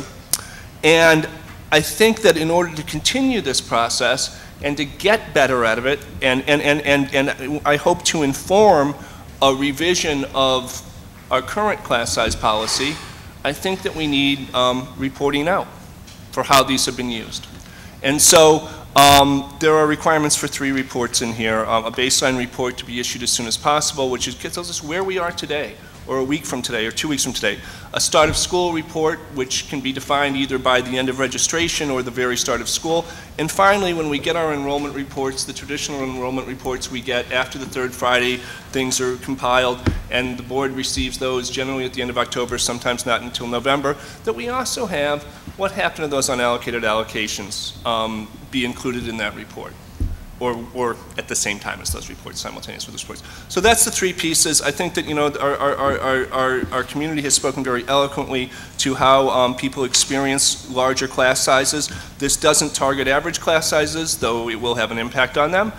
It targets the largest class sizes, what I personally consider unreasonably large sizes for the circumstances of particular schools and classrooms. I'm done. Thank you, Mr. Murphy. Superintendent and staff? I'd like to hear about your positions on basically our position is that, or your position is that we have these outliers and we have an approach. So could we hear about that? Yeah, thank you for the opportunity. And TJ, I think you know how much I appreciate the spirit of your amendment, which is why we built in the additional unallocated. I think there are a couple of concerns I'll put out for the board to think about as you deliberate on this amendment. And Mike, feel free to chime in on this.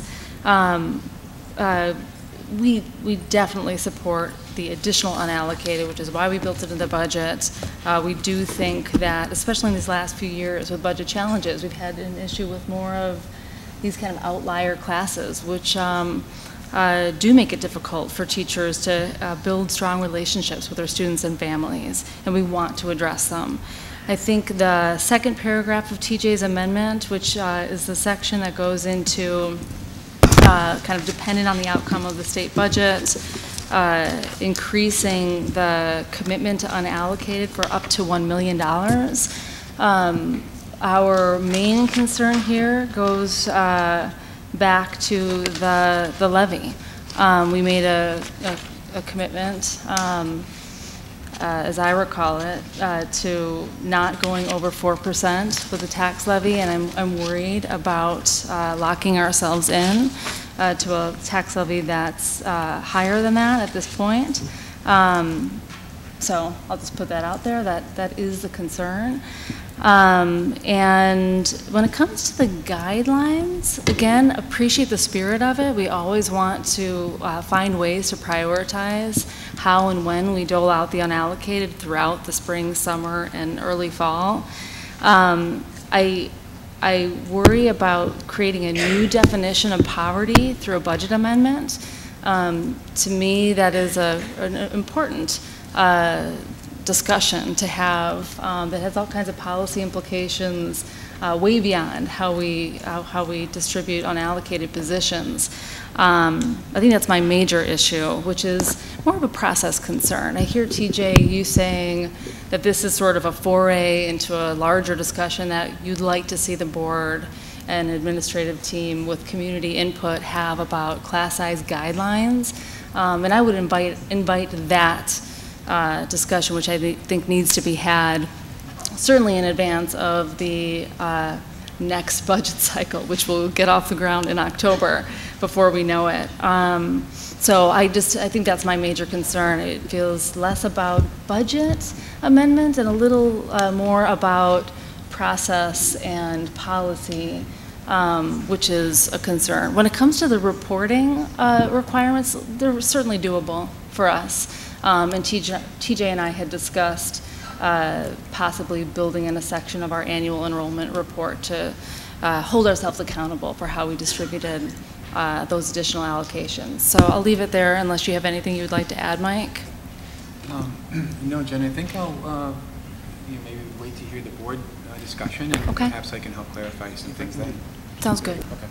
Okay, we'll let TJ chime in for a minute, then the board, you'll have an opportunity to chime in, and then we're going to be moving to vote. We're not going to, we've had a lot of time on this already, so everybody around the table will have an opportunity to. I'm going to keep this very, very brief. First, in terms of the $1 million from the tax increase, and in relation to the referendum and the referendum campaigns, you know, I understand the hesitancy there. The levy authority is granted. Tax levies are dependent on lots and lots of different things, some of which we can control and some of which we can't control. This takes into account some of the ones we can't control.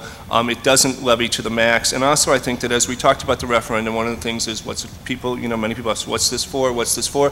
And we said that this would be done through the regular budget process and through our processes.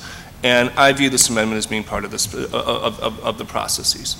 And that, and there's been wide support, and I have certainly done my best to explain to people that this does deviate and not hide that fact from the 3.97. I mean, I've tried to be as forthright as possible on that.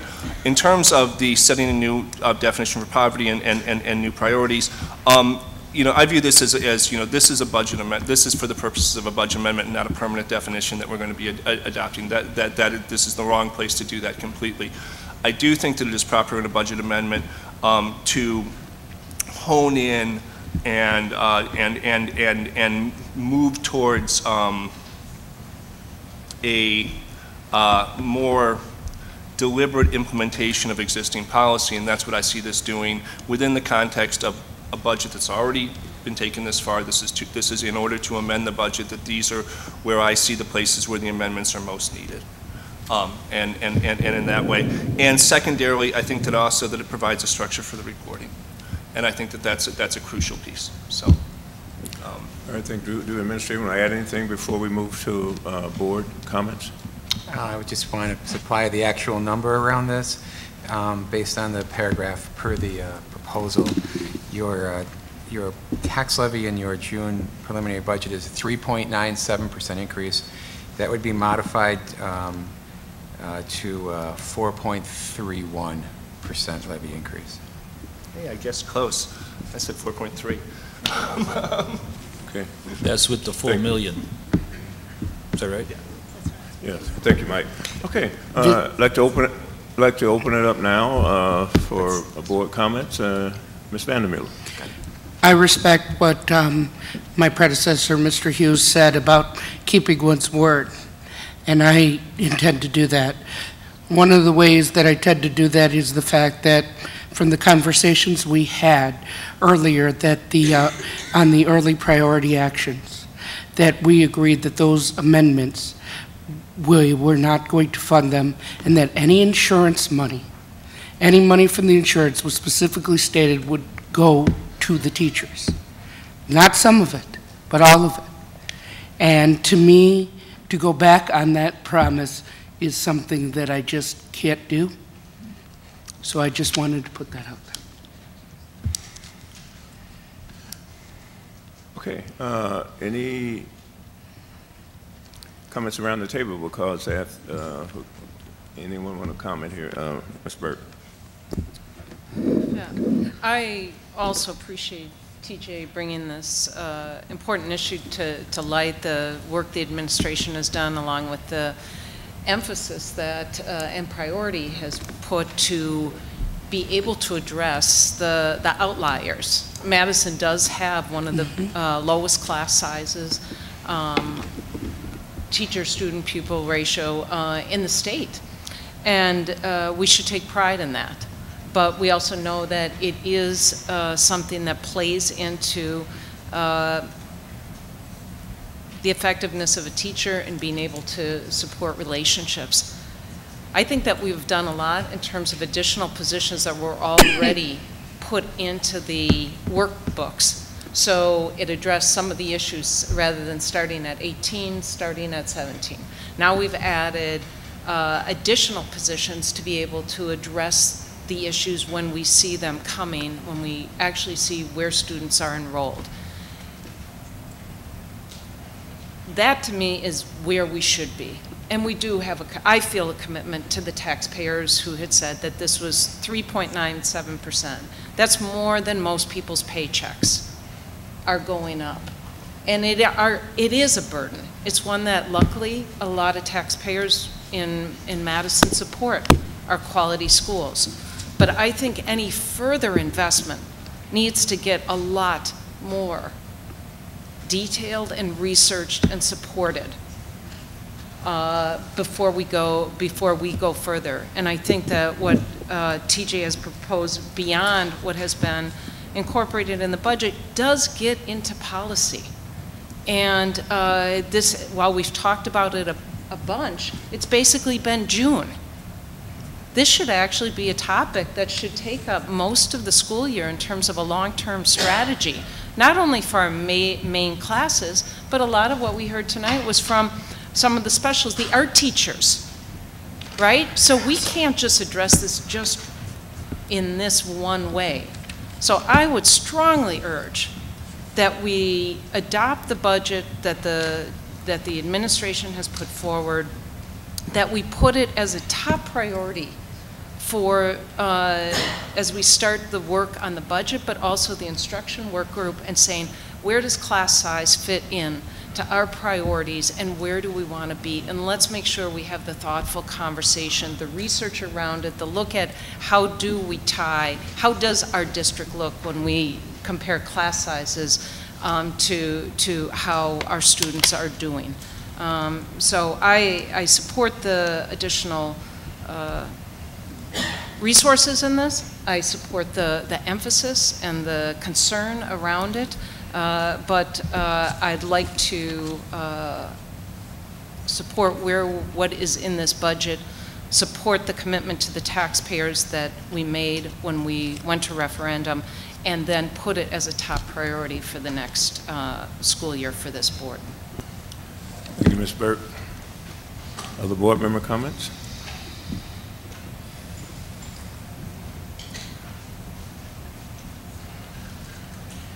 I think you have to push it up. Okay. Is it on? Nikki, I guess, can I just ask a clarifying question? Sure. I didn't fully understand your comment earlier. in terms of your position around this amendment? I mean, is it for you dependent on how we make other choices, or? Yes. Okay. Do you want to? I actually have a amendment, which is a amendment that would address and where to get the money from, but I'm not sure this is the right time to bring it. No, we have an amendment on the, we have a motion So on the floor. that's why I can't. Yeah, we have a motion on the floor here right now. I want to clarify, Mike said that there are ways to get this money other than through the healthcare savings. And which is why, and I think that we will return to that before this meeting's over, which is why I didn't mention it in the context of this amendment, respecting James's wish to go through these amendments one by one. So, just to clarify that, and I think that addresses some of Nikki's concerns. Yeah, I think, yeah. I'm sorry. Go Point ahead, of order. Kate has the floor. So I guess I'm struggling a little bit with this as well, because there are really 4 choices in this amendment. Kate, I'm sorry, pull it closer. Sorry. There's 4 choices in this amendment. The first has, I think, been mutually agreed already and baked into the budget, which is to commit another $500,000 to unallocated positions, which I think we're all very supportive of. The second has to do with the tax levy and how we would interpret changes to the state budget. And then the next 2 are really policy decisions around the priority in which unallocated would be decided, and then this last, which is around which schools are considered high poverty or not. I guess I'd love to split them up, and to be honest, I'd like to take the 2 that are policy choices and move them to a policy dialogue. I have not yet had the opportunity to discuss it all. I don't think this group has discussed at all which schools are high poverty, how we determine that, when we determine that, and it's a pretty important choice. It's actually the biggest material choice in this amendment. If we pass this as a whole, it's the single biggest driver of where our unallocated go.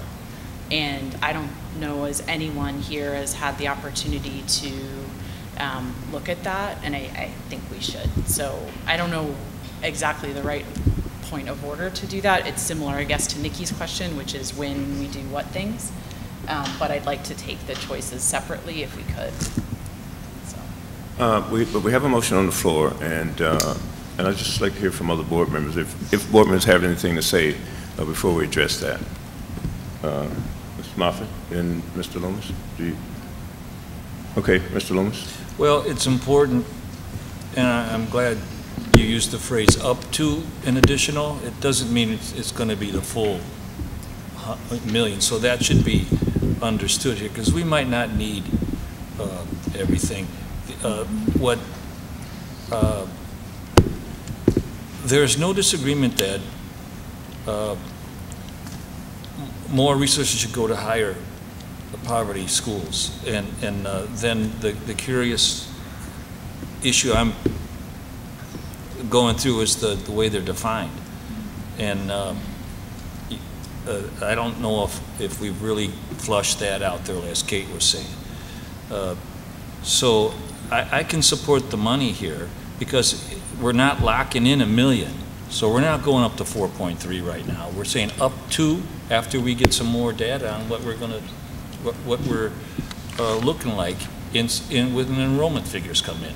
And also, we've got a solid 18 that we can plug in right now. We might not, we don't know how many we're going to need to get the outliers taken care of, and which school we're going to prioritize as high priority. Most of them are known. A couple more that seem to be in a little gray area, but not that much. So that's the only issues I have with it. We've heard enough compelling information and examples of why it's good and where it's not working. So how do we, I don't want to lock us in right now to where it's going to go.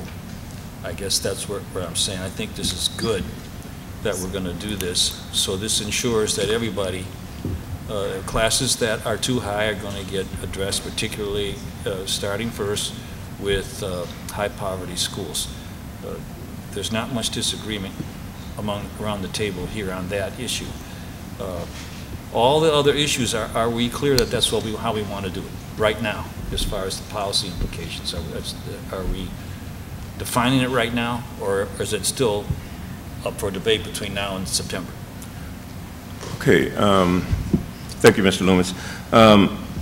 For me, I appreciate all the commentary we've gotten from the public. Appreciate the amendment from TJ. We also have an approach from the administration. I'm going to support the administration's approach because I think we do need to take the time to have the policy discussion.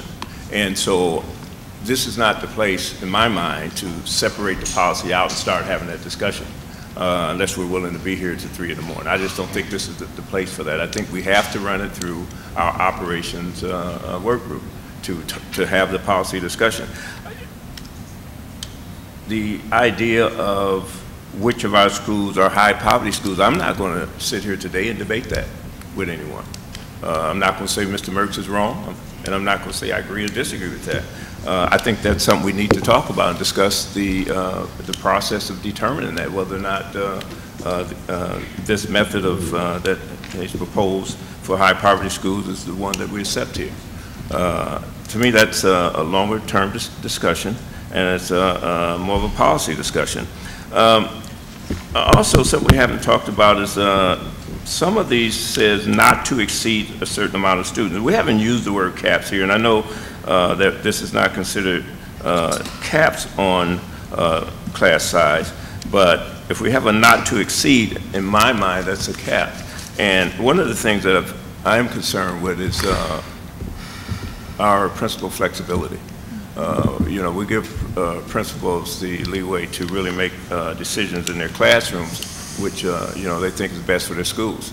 And if we, in a way, then aren't we taking this? If we say not to exceed, isn't that sort of taking away their control in their building? And I'm sort of concerned about that. And I don't know, we haven't heard from principals much on this. You know, I would like to take the time and hear from principals. So I don't know that we've taken the time, in terms of the policy aspects of this, if we've taken the time to really vet this through a lot of our stakeholders. I'd like to hear what principals have to say about this also. And so, you know, we've up to 18 unallocated, and I mean, there's a lot of questions remaining. You know, how are we going to use the unallocated? We've had unallocated before, so there are questions. But for me, is this the place for this? These are budget items, and so a lot of this is policy, and I have a hard time pulling them apart at this place and to have that discussion. And so, so I'll be supporting the administration's position on this, but I do think this is a conversation that we need to have down the road. And so I'm going to leave it at that for now. We're going to go to Ms. Moffitt. We're not going to go around the table 20 times per board member, so please, you know, we've been here before. We'll hear Ms. Moffitt, and the superintendent has her hand up. I had a question in regard to how much we could spend in the upcoming year and not exceed the 3.97. With up to $1 million, it sounds like it would be 4.3%.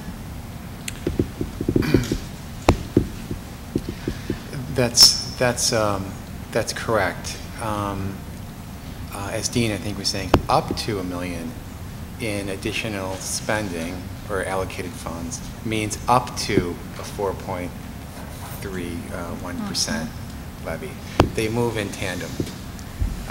If you were to spend only, let's say, $500,000, then your tax rate would be, your tax levy increase would be approximately 4.15%, for example.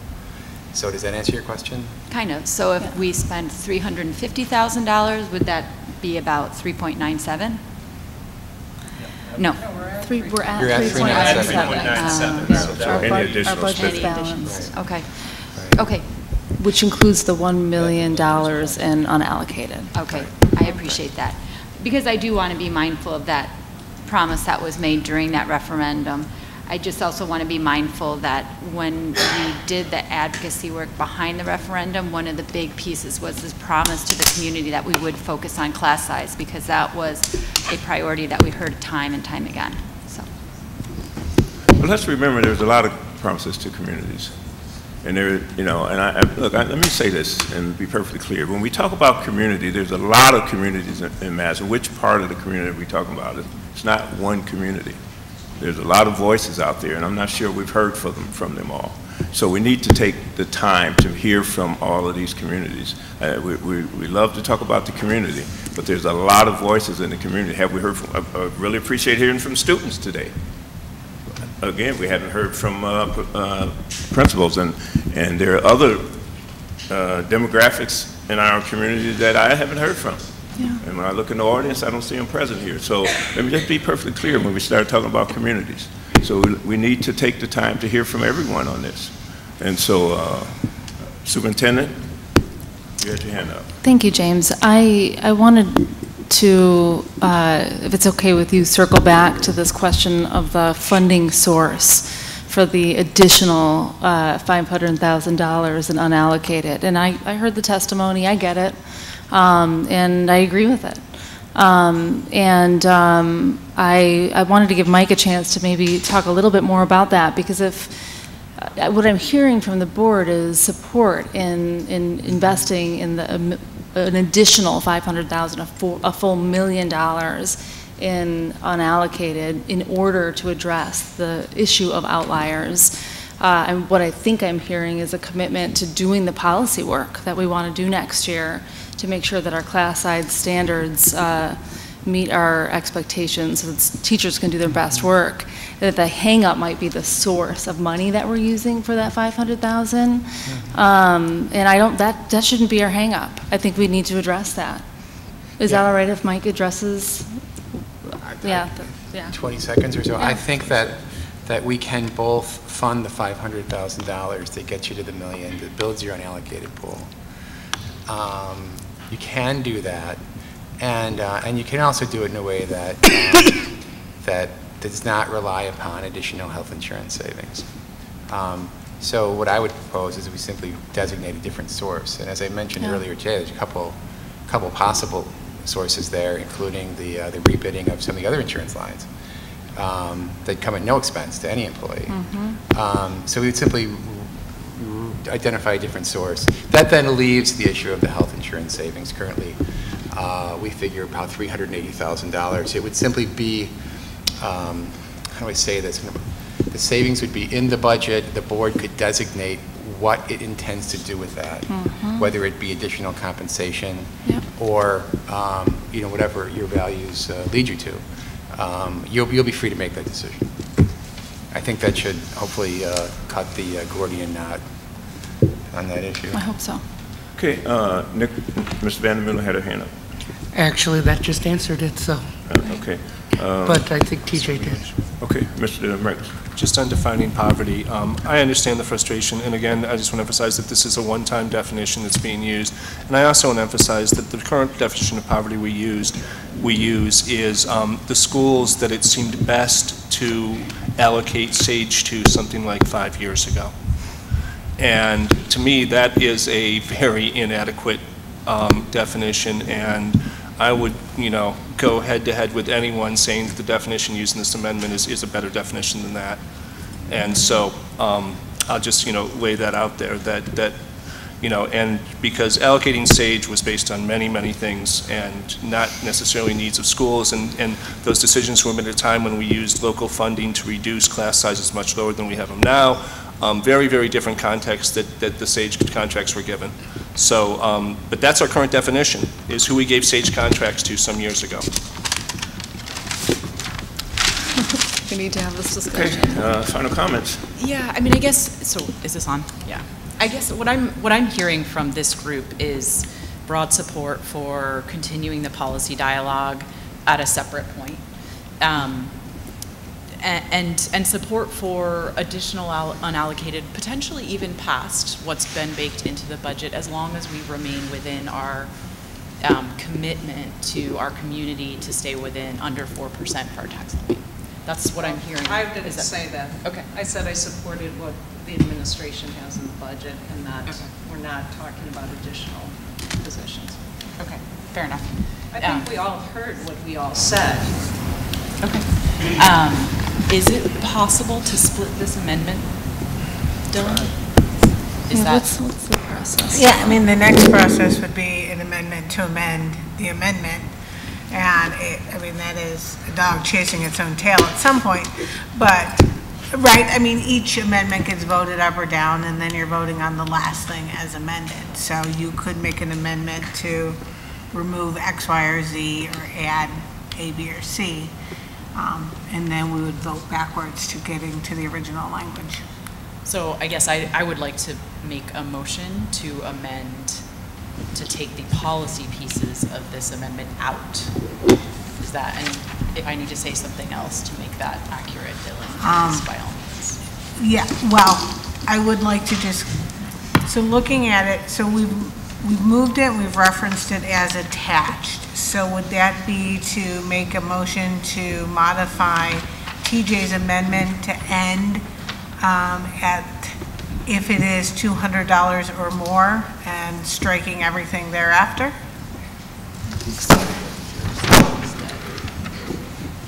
It would be That's what it striking looks like. from establishing through All the way the down. end of the school list. So to add a paragraph to what is the new paragraph 1, because TJ moved it without the first paragraph. These are not touch screens anymore. That is not working. I know, we're all struggling with that. So to end the motion, if it is $200 or more, period. Do you want to, you're better at making motions. It's a motion that I'm not going to vote for, so I feel, but no, but then just so you're incorporating the guidelines as the basis for reporting. But keeping the reporting. The deleted guidelines as the basis for reporting. So the motion would be to amend TJ's motion to strike the paragraphs beginning with the word establishing Correct. through the end of the school list. Through and following right middle school, leaving requiring that public reports through the end November enrollment reports. Correct.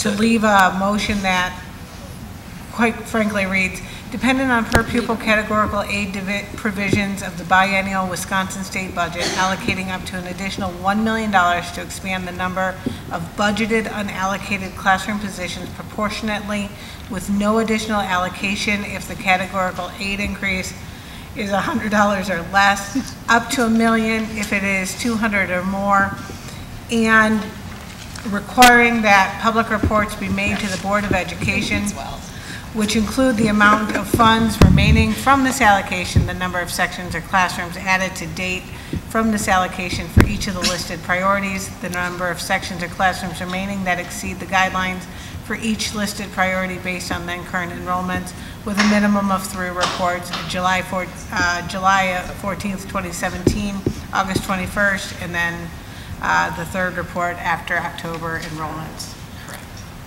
No wonder you hate me, James, if I make you do this every week. I'll second that. It's been moved and second to amend the original motion. Dean seconded that? Yes, Dean has seconded. Questions on the floor? Yeah, Kate, the problem I have is then you actually don't stay with the commitment to the taxpayers to stay at 3.9%. This basically makes a commitment that you will go above that based on the state budget. So this is basically a go-ahead to go up to exceed 3.97. And I certainly don't support that, and I think I've heard a number of voices around the table that have some concerns that that we do that. So I won't be supporting it. Yeah, I think what happens here is what we've talked about time and time again. You know, these types of motions need to be thoroughly vetted before they get to this point, because this is what happens. We sit here and we start, I think there's misunderstanding and all types of things that happen here that leads to the wrong conclusions. And I'm going to definitely stick to 3.97 because that was our promise. That's where we are. And so I'm not sure that all board members really, when we start pulling this apart, you know, that we really know where we are at some point. And so, I'll be sticking with my original support here. And so we do have a motion on the amendment on the floor, and it's been seconded. So any other comments on that? So, Can I just ask? yes, please. So is this, are we voting to just amend this? We're not voting on whether we're the That's correct. amended thing? That's Oh, correct. okay. This vote is to amend the amendment. Yeah, so, Okay. so that's right. That's correct. So, okay, any final comments here?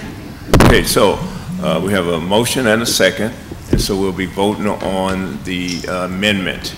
And TJ's amendment No, or the Kate's amendment to the amendment? the amendment to Kate's the amendment, Kate's amendment. I wanted to be clear. Okay, yeah, it's hard at some point. Laura, your advisory vote, please. Yes.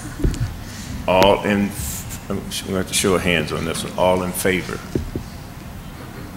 All opposed? Okay, so that motion does not carry. So we're back to the main motion.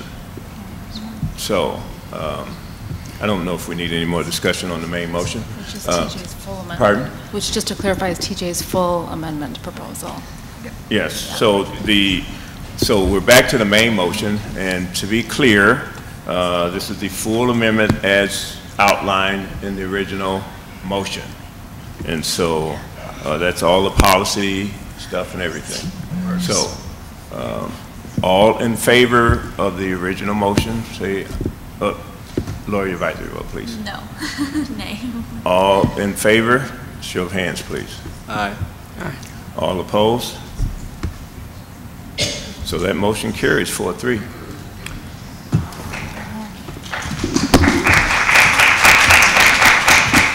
Okay, we'll move on.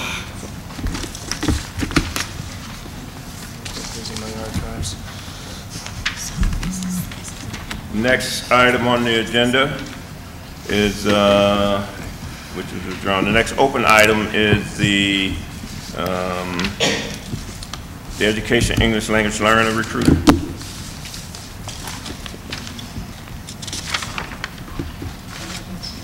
No, I think it is on, and it's an open item. It's an open, yeah. Okay. Yeah, I had proposed a .50 FTE for a recruiter in the areas of ELL and special education. At this point, I would move it back to the .5. I know additional allocation was made on top of it. I think moving into the staffing plan, I would like more information around that before making that type of investment.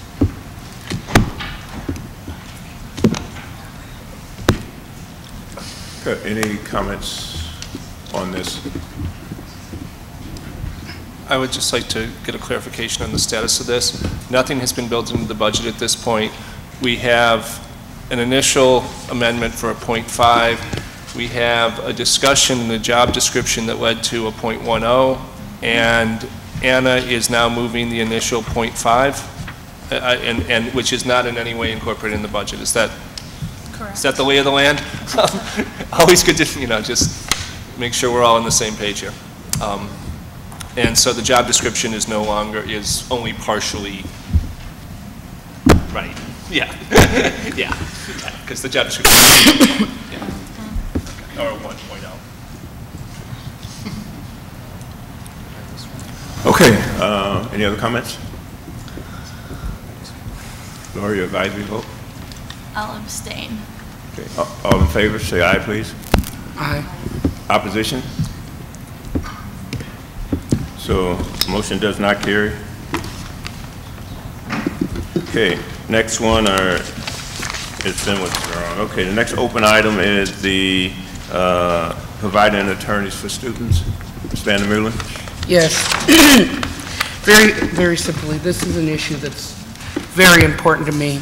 I understand that we have stepped to provide students who do not have legal options in expulsions and suspensions. However, Majority of people don't know that STEP is there, and I worry about that. Additionally, I think that there have been, I've heard from when I worked at STEP, and I saw it myself, of procedural errors. In fact, I won 2 of the cases through DPI through appeals on procedural errors. And my question is, and why I'm raising this right now is, if we have these kind of errors and a layperson is assigned, and we don't provide money for an attorney, I'm afraid we're going to, 1, not only get appealed, but 2, we're opening ourselves up to an incredible lawsuit for not providing due process to students. I worried that when I was an attorney, I'm still an attorney, when I did STEP work, I worry about it now. This way we can provide and make sure that students' rights are protected. There's nothing more important than due process. Very simply, we often focus in the legal world and elsewhere on winning and losing. But this isn't Lombardi's rules of football. This is these are the children's rights. And due process is the most precious out of all of them. And I think that we need to fund to protect those rights, and I don't feel we are doing enough. All right, thank you. Anyone else have any comments on this subject? Mr. Marks? Yeah, I asked Nikki to be added as a co-sponsor of this, and I want to echo and expand upon some of the things Nikki said. And I think that when we look at our role as a district and how we stand in relation to our students, that we have certain legal obligations to protect their rights, particularly through disciplinary and exclusionary processes and expulsion. And through human errors and misunderstandings, there have been occasions where we have not done everything we could do about that. And that will happen regardless of what we do. And yes, as the administration pointed out, there is a pro bono attorneys system, but the pro bono system requires students and their families take a positive step to contacting the pro bono attorneys. And many of the families that are in most need of this service are hesitant and or less able to do that than the families that need it less. And so what I envision would be something along the lines of appointing attorneys to say that and I don't think that we're doing so few expulsions. I don't see the expenses being large, but to say you're going into an expulsion process. Just as we randomly pick hearing officers, we have a pool of attorneys, and we say, this is your attorney, and we give the attorney the student's contact information, and we give the student the attorney's contact information. The student has a right to refuse that attorney's services, but they are available, and we are being proactive to make sure students' rights are protected. In the cases, and particularly a relatively recent one, where we did not respect a student's due process rights, I lost sleep over it. And I think we did wrong. I think and this was not the most attractive of students, but due process is something that goes beyond the individual. It is a fundamental part of our system. And so I'm happy to co-sponsor and will be supporting Nikki's amendment. Thank you. Okay, any other comments? I won't be supporting this because I think that we have pro bono attorneys. I think it's a communication issue. I think that we need to do a little better job of making sure families know, where their service and where the attorneys are that provide the assistance that they need. I think we have a communications issue, and so I won't be supporting this particular amendment. So, anyone else? Ms. Moffitt. Yeah, I appreciate you both bringing forward the amendment. I share your concerns. However, I feel by funding attorneys that we put ourselves in an awkward position, and I feel like we can make improvements and do better by other systems. And some were mentioned. James, you mentioned a few, so I won't be supporting this amendment. Anyone else? Do you want Dylan to weigh in? Pardon? Do you need Dylan to weigh in on this at all, James? Dylan's always welcome to weigh in if she feels says. Okay. I think it's important enough. I think there are 3 things that have been raised. I would agree with Anna about just the potential for conflict and really identifying the client when we are paying and assigning. the attorney, and that isn't an issue that I have fully researched. Just hearing how it was fleshed out tonight, that is a concern. I have a concern about the point in the process when assigned, although we have not gone to hearing. That is because of Restore, that's because of manifestations, and so our numbers that have gone to hearing are not reflecting our number of recommendations, and I have concerns about the cost if we're going from the point of recommendation versus the point of actual hearing, and it's just not clear to me there. And then, you know, we do have the STEP program. I think we can always improve communication about the STEP program. There are also other attorneys, and that list is provided to every student. When I served as interim expulsions coordinator, there were at least 2 cases where we sat in my office. I removed myself after dialing the STEP program.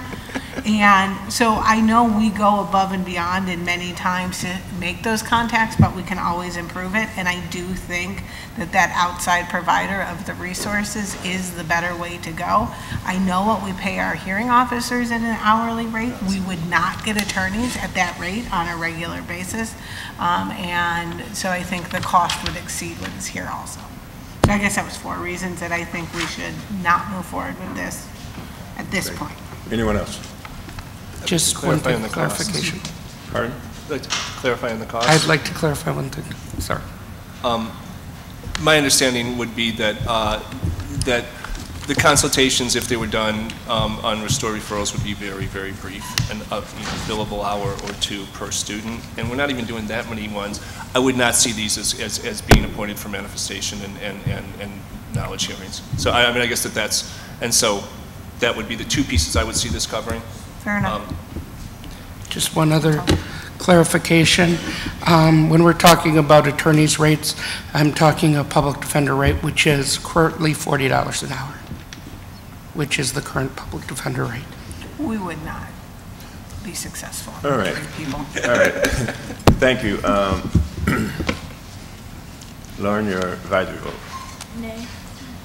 All in favor? Aye. All opposed?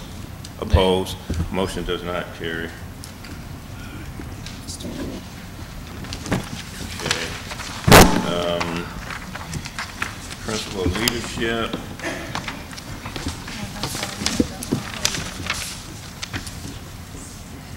I can tell you which ones that I have on my personal list, if you want.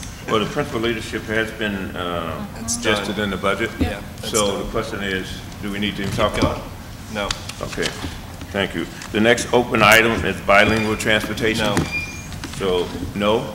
We don't need to talk about it. So that's withdrawn? Yes. So, okay. Or never offered, never officially, never moved. Okay, sounds good. Middle school report cards, not going to be moved. Welcoming schools, not going to be moved. Well, wait a minute, what do you mean? So we're withdrawing middle school? Withdrawn, yeah. Okay, withdrawn. And welcoming schools. Withdrawn.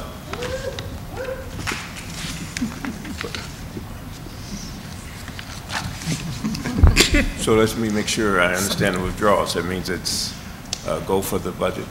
Sounds correct.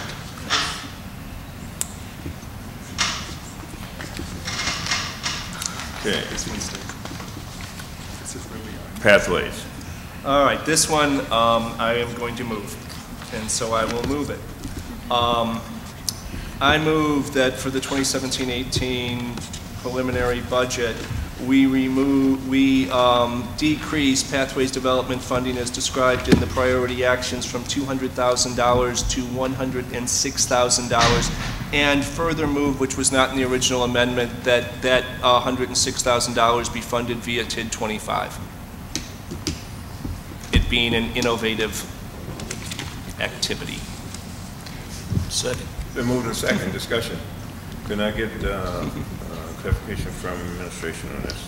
Can I ask for clarification from TJ first? Yes, please. Can you say that again, TJ? Which one? The last thing? The whole thing. The TID 25. I move that we reduce Pathways Professional Development from $200,000 to $106,000, and that $106,000 be funded via TID 25. I believe it's currently out of either Fund 10 or perhaps Title II. Okay. I believe it's So Fund 10. you're still reducing. Still Pathways reducing, budget. still reducing, yes. And offering a different funding source. Yes. The new piece is the funding source. Since I'm hearing this for the first time, can Yeah, I have and- 30 and seconds to think about it? Let me Yeah. explain that I think that the discussions earlier today about funding sources for compensation in relation to the healthcare and the amendment we're going to come to later about the TID 25 reserve, which is one that I will be moving also, said that, you know what, we will be spending from TID 25 and this seems a proper thing to do with it. And so just kind of trying to rethink the role of TID 25 in building this budget, and admittedly some of this is, you know, I mean, this is thoughts that have occurred to me since reviewing the budget documents we received on Friday. Okay. So my response continues to be strong opposition to any reduction in this budget line for Pathways Professional Development for teachers. We have, I mean, it's such critical work. We want this new group of Pathways teachers to be set up for success, and I think it would undermine this group of teachers before we even got started. That said, the TID 25 funding source, Mike, do you have thoughts on that? I'm worried that, I mean, we have competing priorities for the TID 25 resources. So as we pile on there, without having sufficient time to analyze, I don't know what we're taking away from, which doesn't feel like good budget process to me. So generally, I'm opposed to making a last-minute change without having the opportunity for sufficient analysis. Yeah, without knowing what the other side of the TID spending proposal would be, if we're going to increase this burden on the TID, then we would need to identify 90-some thousand to come out of one of the other TID commitments, or increase the total spending in TID, which we were trying not to do to balance out spending over the course of the 4 years.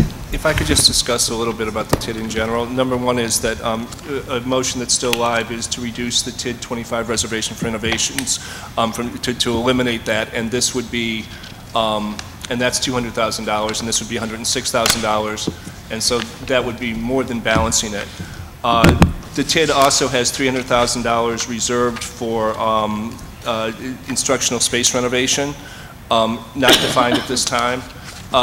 When we queried the spending for the 2016-17 TID 25, there were a number of places that there had been initially budgeted that where it's anticipated that it will not be spent.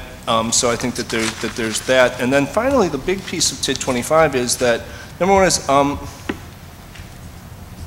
don't think we need to always spend TID 25 to the max.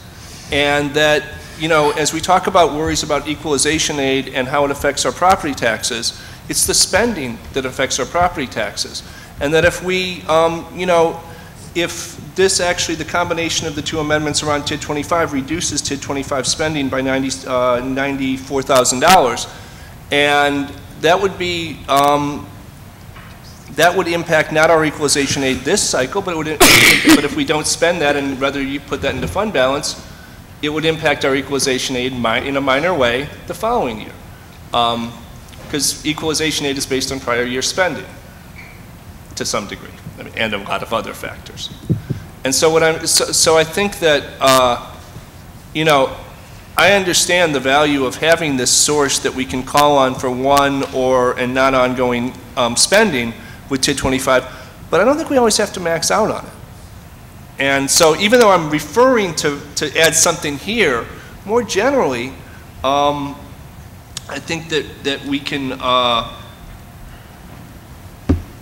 you know, keep that as a part of the, and I think, you know, to some extent that you balance it over across years by moving it between categories and things like that with a projected budget. This is probably not the time and place for this discussion. No, obviously not. So where we are here is that we're at the $94,000 reduction basically, yeah. I'll for, make the motion, and if somebody seconds it, we vote. Please, If we don't, we please don't. make the motion. I moved that we reduce, actually, I moved already, and Yes, I don't know you if there did. was a second. Okay. Okay. Oh, did Dean second it? Yeah. So, Then never mind, I withdraw the second. okay, so I don't know if we need any more comments at this point. Lawyer, your advisory vote, please. I'll abstain. Okay, all in favor? Aye. Aye. All opposed? Motion does not carry.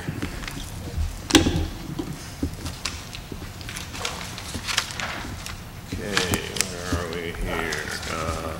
Principal leadership coaching? Move on. We moved on. I get lost here. Let's see.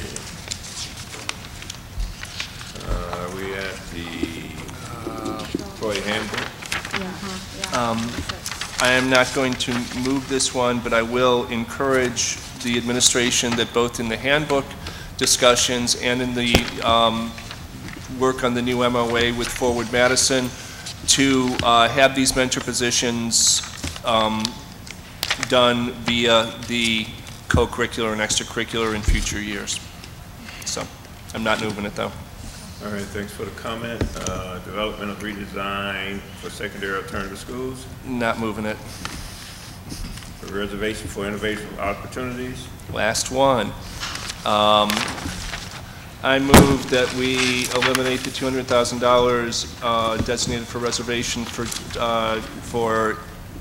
innovation opportunities in the TID 25 budget for the 2017-18 Madison Metropolitan School District preliminary budget. I think I already discussed that. I think that if there are exciting innovation opportunities that the administration wants to come back to the board to fund, I think that that means exist. I think that designating it at this time is not good budgeting. So We have a motion on the floor. Do we have a second? Been moved in second. Any comments? I want to remind the board that you've already committed some of this funding to Badger Rock and Spring Harbor Middle School for their project-based learning work. So a portion of this has already been committed. And you voted on that through the consent list maybe last couple months ago. I can't remember exactly when, but I just want to remind you of that case. And just encourage you to, we're not asking for a huge reserve, but this $200,000 will still flow through the board via the consent process. So you'll get a chance to approve or not approve those expenditures. We always know that there are opportunities that arise in any given year, and too often we have to pass on those opportunities because we don't have the kind of flexibility we need. It's one-time funding. We think it's a great use for trying some things out because of its unique qualities, and we'd encourage you very much to keep it in the budget. All right, thank you. Any comments? Ms. Burke? I was in favor of this when it was set up, but I didn't imagine it to be something that go through like consent, and that it was these, $25,000 to try this, or $10,000 to try this, that becomes like a little pot of money for that. I really thought it was innovation that would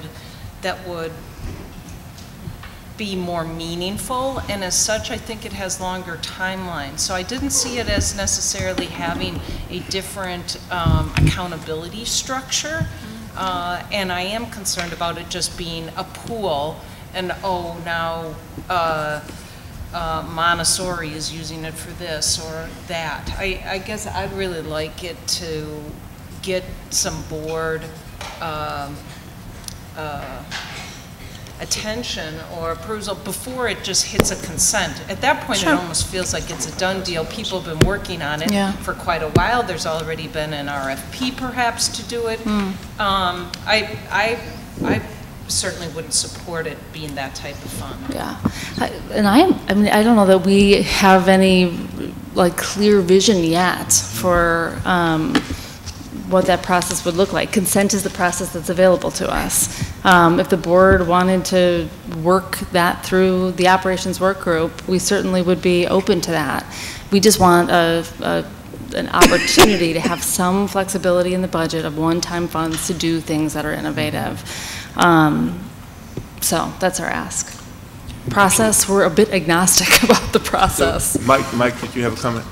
Actually, the root of this originally was Mary's, which was, you know, we could not anticipate 2, 3, 4 years down the road what the needs might be. This was rooted in a 10% holdback, roughly $800,000. We split it up over the years just merely to kind of balance the spending. We thought this was probably the coolest part of the TID money, was the innovation part. We did. The rest of it, as you know, a lot of maintenance and things like that. So if you have concerns about how, you know, it should be directed, fine, but I certainly hope you keep the reserve intact. We do, yeah. Okay. I want to add 2 pieces of information. One is, I don't think that eliminating this here eliminates the possibility of using 225 monies for innovation opportunities. I think it just doesn't have a $200,000 reserve that is just, as Mary said, gets nickeled and dimed in some way. I'm sorry, that's not exactly what she was. The second piece is,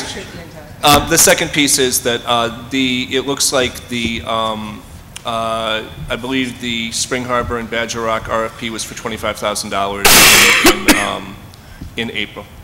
And I'm just looking at the memo now.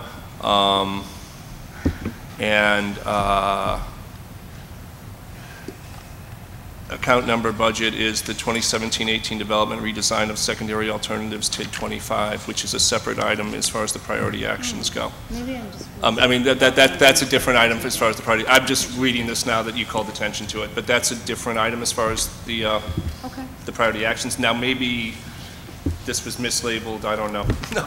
So. Our request remains the same. Yeah. Okay, any other comments? Seeing none, Lori, your advisory vote, please. Nay. All in favor?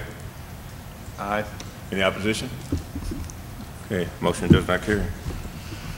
Okay, we're on middle school project.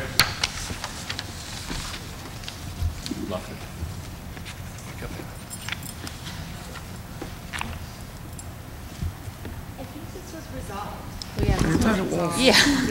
Oh, okay. I was like, the next one. And the next one is withdrawn, so that, okay. Yeah, and the next one's withdrawn. So that actually concludes the amendments for the tonight. Okay. All right. We have one amendment to be offered to the table. Yeah, I'm sorry about that. I sent it out earlier today for the language.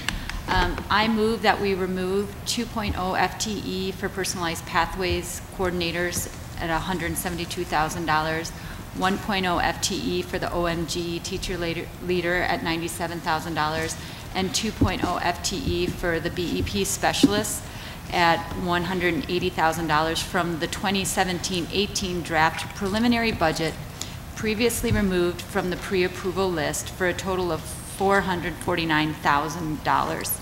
These may be reconsidered after we receive confirmation on the per pupil increase included in the annual education budget from the state. Second. It's been moved in second. Comments? I assume that this is maybe a misunderstanding or not a lack of clarity when we talked about removing these from the priority action list, whether they would be permanently removed or not. So I guess your amendment then would allow these to be brought back at a later date if deemed necessary. So, comments?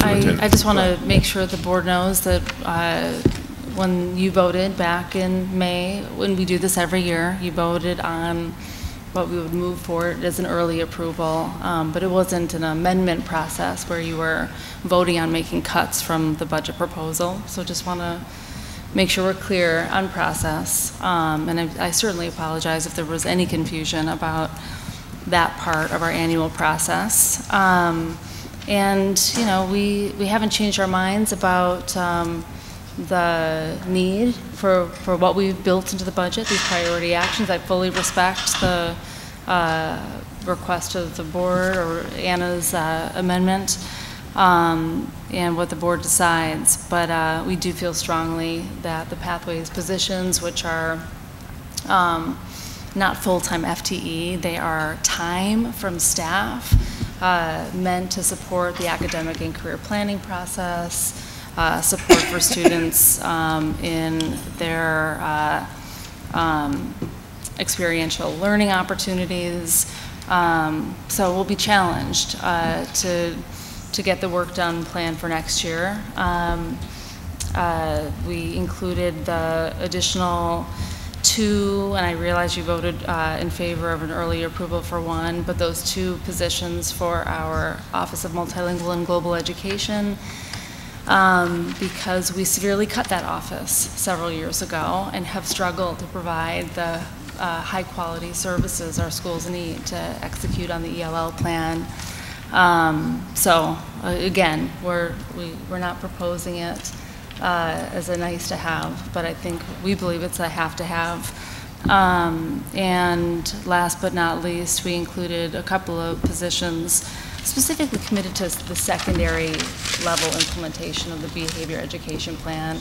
Again, we cut back on support from this office a couple of years ago. We've invested heavily in school-based positions, but the central office team less so. Just a reminder of why. Again, we'll respect what the board decides to do on this issue and appreciate being able to potentially circle back to it once we know the budget numbers later on, but still want to advocate for the importance of these roles. Any other comments?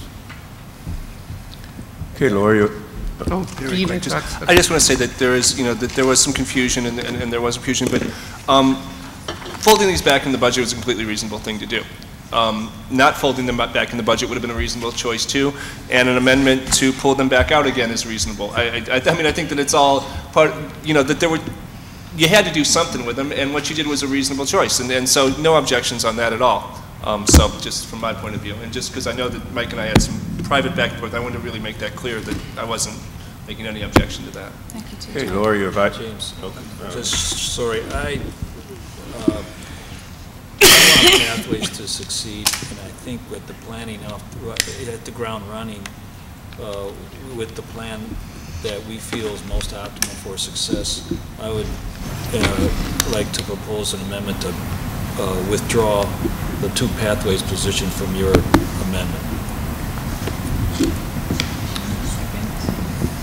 Okay, we have a motion on the floor to amend. Do we have a second on? We have a second on. So we have a motion on the floor to amend the motion. Amend the motion, yeah. Can you remind me what the original, Anna, what your original motion is?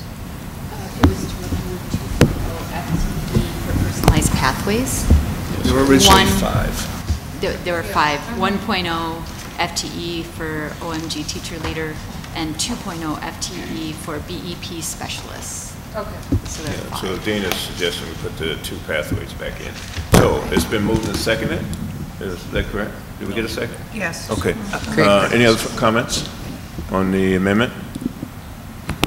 The amendment's the amendment, and I guess this is directed at Dean and Kate, is that this started out as 5. You'd be restoring it to 5. How would you feel about restoring it to 4? Or you want to go all 5?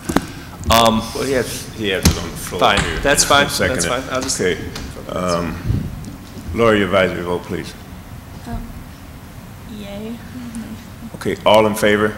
I'm going to vote to keep pathways moving forward. So we have 4 votes, all opposed. There's 3, motion carries. Okay, back to the original motion. So So now they're voting on the amended. Yeah, so now you're voting just to remove the 1.0 OMG E-leader Right. and the 2.0 BEP specialist. All right, do we have any other comments on Anna's motion as amended?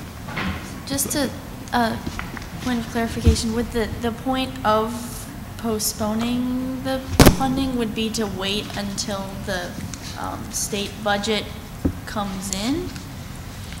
Yes, there's some unknowns about the budget, and, you know, Mike could comment on it, but there's some unknowns about the budget, and so the longer we wait, the more known the budget becomes. And so the postponement gives us time to find out more information about the permanency of the budget.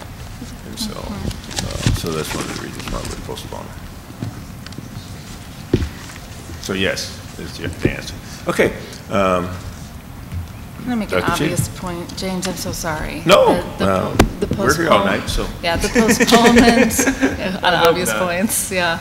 The postponement would make it, if we were to move forward with filling these positions, just makes it increasingly hard to fill it with people, and certainly with people who already work in our schools, because we don't want to pull people from positions so close to the beginning of the school year, or after the start of the school year, which this could be, for all we know. All right, thank you. Okay, Laura, your advisory vote.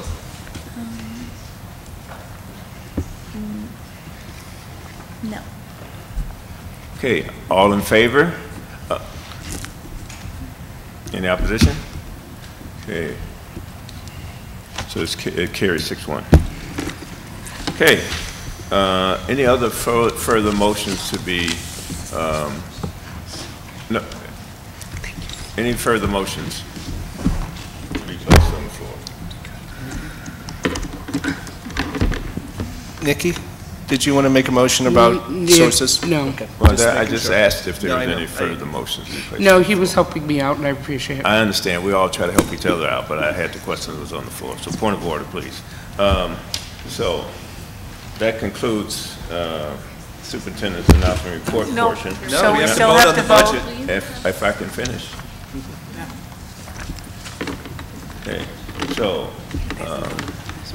I'll move at this point that the board approve the preliminary tax levies by fund with the said levy approvals. Before we move on this, I think, is there adjustment to be made here with this levy now? No, and first we still have to vote on this motion as amended. So this motion is still pending. It's just been amended by the 3 approved amendments. Are we still on the first motion? Yes. So we just need to finish voting on that as amended. It's been moved. Yeah. So that's already on the floor and been seconded and all. So, okay, Laura, your advisory vote then on the first motion, which was that we adopt the 2017-18 preliminary budget. With all the amendments? Yes. Yes. All in favor? Aye. Any opposition? Okay, motion carries 7-0. Okay. Now I move that the board approve. Now, do we have any adjustments to be made to this motion? Just hit enter. Mike, James is asking if you need a minute to change the numbers. So are the numbers still, do we have any adjustments to be made to 7 and 44? As to the levy itself, at this point, I think there's one item to be clarified, and it has to do with the board amendment that was approved around the unallocated and the kind of the class size unallocated issue. That is an if-then situation, right? So I think one way to approach this is that this motion stands and would have to be reopened if, depending on where the state budget turns out to be. That is one way to approach this. Which it will anyway. Which we will anyway, but that would mean that, the levy would be, yeah, my recommendation would be that this motion could and should stand for now. Okay. with the idea that we would be coming back. Okay. Okay, then Based I'll on move state that. budget. Okay, thank you. I'll move that the board approve the preliminary tax levies by fund, with the said levy approvals being for the purpose of enabling short-term borrowing by the district during the 2017-18 fiscal year. 2, subject to modifications by the board prior to November 1st, 2017, in conjunction with certifying the final levy amounts based on then current status of the 2017-18 school district budget, considering such alterations and amendments as may be made prior to levy certification. Fund 10, General Fund, $270,023,093. Fund 38, $4,177,516. Fund 39, $8,300,825. Fund 41, $4,400,000. Fund 80, $11,594,154 for a total tax levy of $298,495,588. Second. It's been moved and second. Laura, your advisory vote, please. Abstain. All in favor? Aye. Any opposition? Motion carries 7-0. I believe that now concludes superintendent's announcements and reports. So we will move on to the consent agenda, and I'll move that the Board of Education adopt and approve all the motions set forth in Section C of the electronic agenda prepared for the June 26, 2017 regular school board meeting. Exactly said motions are written. By voting affirmatively on this motion, a board member expresses his or her affirmative vote on each of the motions consolidated hereby, subject to any express separation that have been made by any member of the school board. Thank you, guys. Appreciate it. Thank you, Mike. Thank you. It's been moved and seconded. Any separation? Separate 6.16, purchase of Kogat. Anyone else? Okay, seeing none. Fatiguing out here.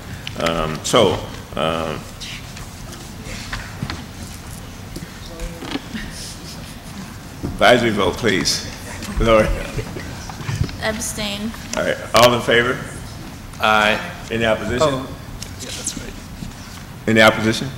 Okay, motion carries 7-0. TJ, 6.16. I think that this is actually kind of a tradition that I always pull Kogat off and vote against it. I think that a recent discussion of the Advanced Learner Plan, I think that any review of the data and the disparities within the Advanced Learner Plan, I think the recent email from Karen at what school she's from, all point to the tools we are using to identifying gifted learners are culturally and perhaps racially biased and also linguistically biased in ways that I don't think we want them to be and I don't think they need to be. Kogat is one of the primary tools. In the spirit of Lauren Michael, who annually testified to the bias against Kogat and warned us against using us, as I said at the instruction work group, I urge that we use nonverbal testing, particularly with our younger students, but also with older students to identify, and therefore I will be voting against the Kogat. One on this, and then could we please take a 5-minute bathroom break, please? Okay. But the first, I will also be voting against this as an individual interested in autism research and working with autistic individuals. Language is not the best way always to diagnose both advanced learners. There are many people who are nonverbal who are also academically advanced, and on that basis I'm voting against it. Okay. Superintendent. I just want to quickly say that Ethan has been working hard at scoping out what package of assessments and tools, as you know, we should be using in the future. That will be coming to the board in the fall. I think Ethan, and I know this because we talked about it, would not support not approving the Kogat at this point without having a clear plan for screening students in the future. So I just want to make sure to say that on his behalf. Yeah, this is a conversation we've had for a couple of years, actually. We've always had some problems with Kogat, some disagreement, but one of the big problems is we don't have anything to replace it with. And so we need to come up with an alternative because we have this discussion every year. And so, so it's one of the things that's reoccurring. So,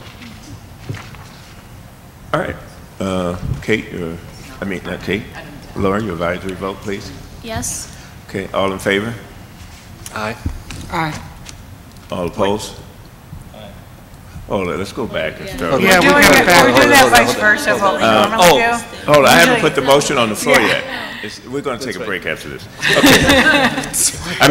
That's right. We had it backwards, sorry. Okay, I move that the Board of Education approve the purchase of Halton Mifflin Harcourt in the amount of $49,294.70 for the COGAT screener assessment for the 2017-18 academic year with funding from the 2017-18 Office of Assessment Administration local budget. Advisory vote, please. Yes. All in favor? Aye. All opposed to COGAT? Nay. Opposed. So, show me. You what? Well, okay, we have. You got 5-2. No, where's Dean? Hold on, let's start over. Okay. I wasn't for sure show where of Dean hand, was. all. So it's 5-2. It was 5-2. If this okay, everyone, all in favor, show of hands, please. 1, 2, 3, 4, 5. Okay, and opposition. Okay, motion passes 5-2. Okay. Permission for 5-minute break, sir. And that concludes. What's that?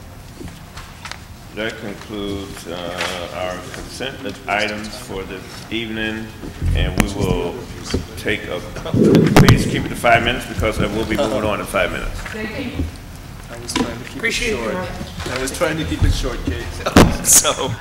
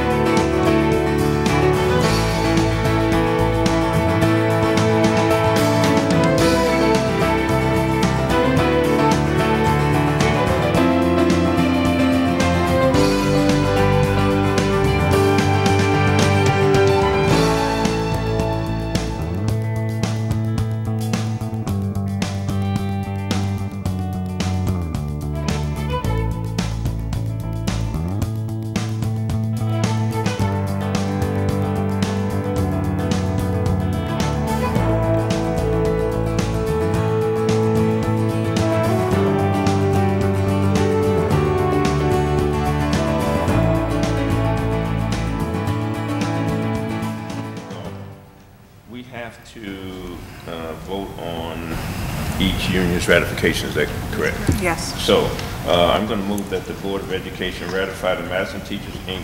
Teachers Union Collective Bargaining Agreement for base wage increase for the period of July 1st, 2017 through June 30, 2018. Second. Been moved in second. Any questions or comments? Recuse. Lori, for advisory vote, please. Yes. All in favor? Aye. Any opposition? And Recuse. Recuse. So, motion carries 601. Okay. I move that the Board of Education Madison Teachers Inc. Education Assistance Unit Collective Bargaining Agreement for the base wage increase for the period of July 1st, 2017 through June 30, 2018. Second. Been moved and second. Any comments? I'm recusing. We have one recusal. Lori, advisory vote. Aye. All in favor? Aye. Any opposition? Motion carries 601. Move that the Board of Education ratify the Madison Teachers Inc. School Security Assistance Unit Collective Bargaining Agreement for base wage increase for the period of July 1st, 2017 through June 30, 2018. Second. Any questions, comments? Lori, advisory vote. Aye. All in favor? Aye. Any opposition? Motion carries 7-0. I move that the Board of Education ratify the Madison Teachers Inc. Support of Education Employees Unit Collective Bargaining Agreement for base wage increase for the period of July 1st, 2017 through June 30, 2018. Second. Moved in second. Aye. Question, comments? Oops. Lori, advisory vote. Aye. All in favor? Aye. Any opposition? Motion carries 7-0. I move that the Board of Education ratify the Madison Teachers Inc. Substitute Teachers Unit Collective Bargaining Agreement for base wage increase for the period of July 1st, 2017 through June 30, 2018.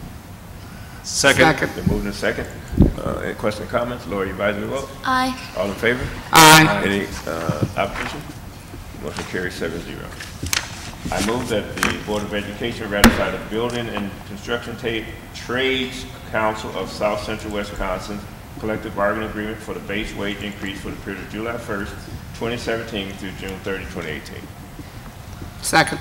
Been moved and second. Questions or comments? Seeing none. Lori, advisory vote. Aye. All in favor? Aye. Any opposition? Motion carries 7-0.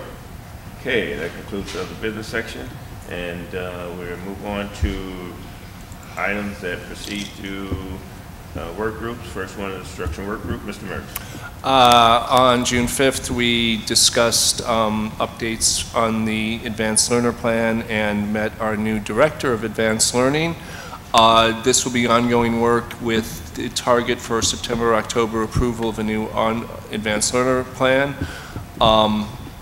As far as our next meeting, we will not be having a July meeting. We are scheduled for August 7th. At this time, there are no items agenda for that meeting. Thank you. Okay. Operations, Ms. Burke. On June 12th, we had reviewed the proposed preliminary budget review, which we spent some time on tonight. No need to go over the details of that, along with the affirmative action plan. There was quite a bit of board input on that action plan, and that will come back to us with edits sometime in the near future. Yeah, it actually has already come back to Mary. Oh, tonight. Yeah, you can vote on it tonight if you're comfortable with it. And then July 10th is our next work group. All right. Thank you. So, this is an action item, is it not? Yes. Wait a minute. Where are we here? I think it's an action item here. Operations. I'm just trying to get through here, Mary. Okay. Then it is an action item, and it is recommended that the Board of Education approve the affirmative action plan for the period of July 1, 2017 through June 30th, 2022, as set forth in the materials prepared for the June 26, 2017 regular meeting, with said revisions to take effect on July 1, 2017. Second. One quick question. Our friend sent us an email today with some nice comments, and one struck me as, Who does this position report to? Eric Keston, who's our AAEO Title IX officer, is in the Legal Services office. Who is it? I Eric didn't Keston, hear. I just didn't hear. Eric Keston, who presented during operations. All right. Okay. Look, I'm going to have difficulty supporting the affirmative action plan. We use the term community today. I'll use it, but I'll use it loosely. But the community that I know does not support the plan. The problem is the broad categories. The broad categories, if you have 6 categories of the most populous positions in the district, it'd be good to be able to talk about who the different demographics in those particular areas. And so the category of women, for example, the category of minorities, the affirmative action plan is supposed to be the basis for our HR policies and how we move forward in HR. I just have difficulty understanding how we do that. For example, we talk about hiring more teachers of color. Then we want to break down and talk about how many African American teachers, male or female, we have. But I don't see how we can even get to that conversation or develop a policy in HR with when we talk about teachers of color. So you have to explain. The categories are way too broad, and we need to be able to speak specifically, I think, about the subgroups in those categories. Do you want to explain why those categories, and then I have a suggestion. And I'm gonna call Eric up to discuss that, but the general continues to be that those are the categories as defined by the federal regulations and are used by the federal regulations. Those are the categories used across affirmative action plans. And we've got to remember what the role of the affirmative action plan is versus the role of our HR goals as well as our recruiting plan. But isn't the role of the firm, well, what is the role? Isn't the role to, and I don't want to spend hours on this, I can't support it. And I've worked in, I should have brought some examples, so I don't want to sit here and talk about affirmative action plans either. But every affirmative action plan I've seen, for example, for the Department of Agriculture, one that I worked on for 20 years, we have populous positions also. In each of those populous positions, we break down our categories by male, female, Latino, every group that's designated in the federal government. I understand that I'm a federal employee 43 years, so I hope we don't have to go there. But so I understand the whole idea of these different categories. And I understand that certain things are law, but the law does not prevent us from adding subgroups. The law does not say you do not have to, you should not add subgroups. What I'm saying is that if the community in Madison has been asking for teachers of color, they've been asking for African American teachers. So it seems to me that I need to be able to go to the community and talk about what our strategy is, and that should be the first line of that strategy should be our affirmative action plan. That's just my viewpoint on it. Maybe no one agrees with that. And so then, for me, then HR can develop their strategy off of that. So that's my position James, on it. can I make a suggestion? Because I don't think we need to have a long conversation about this tonight. But the board might want to. Yeah, you certainly can, but let me just put out there what I suggested to James earlier today. This is your policy.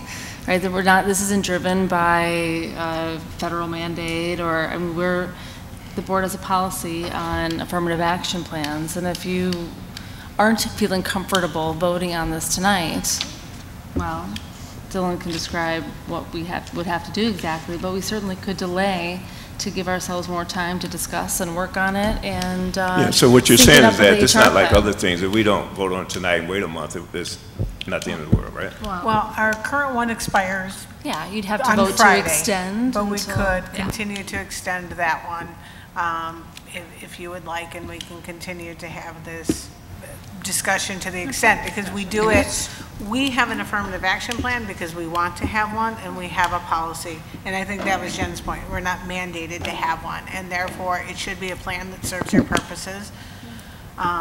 And if we've missed that mark, we can continue to work on that. We would withdraw the current pending motion and just extend with the understanding that we'd bring back for further discussion. So that's just my position. The rest of the board Yep, may no, support. I would agree with James on that. I'll withdraw the motion. I'll make an alternate motion. That doesn't mean we don't appreciate your work, Eric. Thank you very much for what you've done to bring it this far. It means we're so excited about it. That's exactly right. So, thank you, TJ Eric. has an alternative motion. I move that we extend the coverage of our current affirmative action plan by, is 3 months okay, or do you want 6? So, you know, Jen and I were briefly talking about it. The HR report comes in the fall, so I think it makes sense to do December, knowing that we'll try to bring it in the fall. Till January 1st, how's that? Yes. Till January 1st, pending it. And just to echo James's, that I respect that, you know, this work does have to begin using the federal categories and the federal things. It doesn't have to end there. Bye. Mary, thank you. So that was my motion. It's been moved and seconded. Any discussion? Laura, your advisory vote? Aye. All in favor? Aye. Any opposed? That passes 7-0. Can I second you punching him in the shoulder? Okay. Does that concludes I believe, does that conclude your items? Yes. No, you have, I already did the next meeting. okay.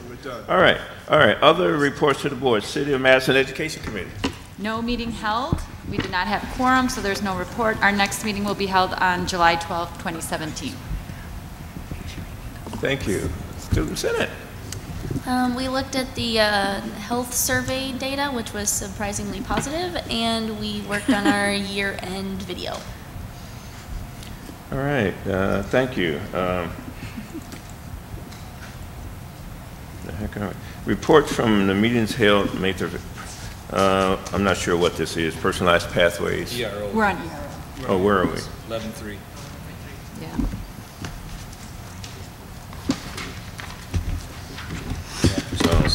Okay, Anna? Sure. We held I see. Our meeting was held on Wednesday, June 21st, 2017. We continued our discussion and feedback around exploring diverse perspectives. This time we heard from individuals that are supportive of educational resource officers in our schools. We discussed summer meetings and also volunteer planners for the committee. Our next meeting will be held on Wednesday, July 19th, 2017 at 5 p.m. All right, thank you, Anna.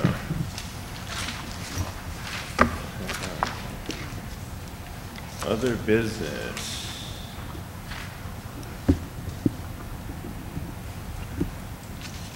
So we have to do the ERO ad hoc chairperson. So I'll move that the Board of Education approve changing the chairperson of the Education Resource Officer Ad Hoc Committee from Anna Moffett to Dean Loomis. Second. Been moved and second. Question, comments?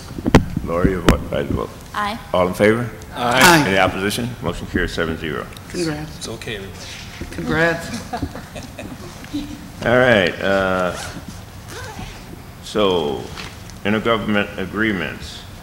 So, whereas the Verona Area School District and the Middleton Cross Plain Area School District have established a 4K program to serve age-eligible students, and whereas the Verona and Middleton Cross Plains Area School Districts recognize the potential educational benefit of providing families with options for 4K for 4-year-old programs as authorized by the Department of Public Instruction to meet the needs of students eligible to participate in 4K programs. So therefore, I hereby resolve that pursuant to section 66.0301 of the Wisconsin statutes, the school boards of Middleton Cross Plains School District and Verona Area School District agree to establish and maintain on a cooperative basis 4K programs as set forth in agreements prepared for the June 26, 17 regular meeting. Second. Been moved and second. Question, comments? Lori, advise your vote. Aye. All in favor? Aye. Any opposition? Motion carries 7-0. Wow. I move that the Board of Education extend the timeline for the approval of the Islam's Montessori Academy charter school contract to no later than July 31st, 2017. Quick explanation, please. Second. So move to second. Quick explanation of the extension so everyone knows. Our administrative team needs a little more time. Okay. Thank you. Been moved and second. Any questions or comments other than that? Laura, you advise the vote? Aye. All in favor? Aye. Any opposition? Motion carries 7-0. Revisions to Board Policy 3540, graduation requirements. I move that the Board of Education approve awarding 1 core English credit per class to students who successfully complete the following sheltered English courses for the purpose of meeting the graduation requirements set forth in Section 2(8)(3) of Policy 3540. English fundamentals, intermediate English, advanced English, English for academic success. Second. Been moved and second. Any questions or comments? Lori? Aye. All in favor? Aye. Any opposition? Motion carries 7-0. I'll move that the Board of Education for students in the 2017, 18, 19, and 20 graduation cohorts accept the completion of the following sheltered courses in lieu of English 1, English 2 for the purpose of satisfying the graduation requirements set forth in Section 2(8)(3) of Policy 3540. English fundamentals, intermediate English, advanced English, English for academic success. Second. Been moved and second. Any questions or comments? Laura? Aye. All in favor? Aye. Any opposition? Motion carries 7-0. I'll move that the Board of Education approve the addition of a new section to Board Policy 3540, graduation requirements. Distribution of credit requirements may be waived for a student in accordance with the individually developed differentiated education plan, DEP. Second. Been moved and second. Questions and comments? Laura, your vice vote? Aye. All in favor? Aye. Any opposition? Motion carries 7-0. The regular meeting date for 2017-18 school year. Have to decide on what those dates are. So I'll move that the Board of Education approve the following Mondays for holding a regular board meeting at 6 p.m. over the 2017-18 school year. 2017, where are we in 2017? July 31st, August 28th, September 25th, October 30th, November 27th, December 18th. 2018, January 29th, February 26th, March 19th, April 30th, May 30th, 21st, June 25th. March 19th, that's what it was. Second. Been moved and second. Question, comments? Lori, vice vote? Aye. All in favor? Aye. Any opposition? Motion carries 7-0. I'll move that the Board of Education approve the following dates for summer 2017 meetings. July 10th, special meeting. August 7th, special meeting. August 14th, special meeting and operations work group. Second. Question, comments? Laura, your advisory vote. Aye. All in favor?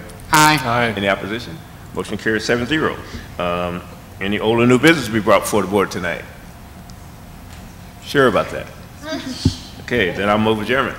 Second. All in favor? Aye. Any opposition? Can I get it right back?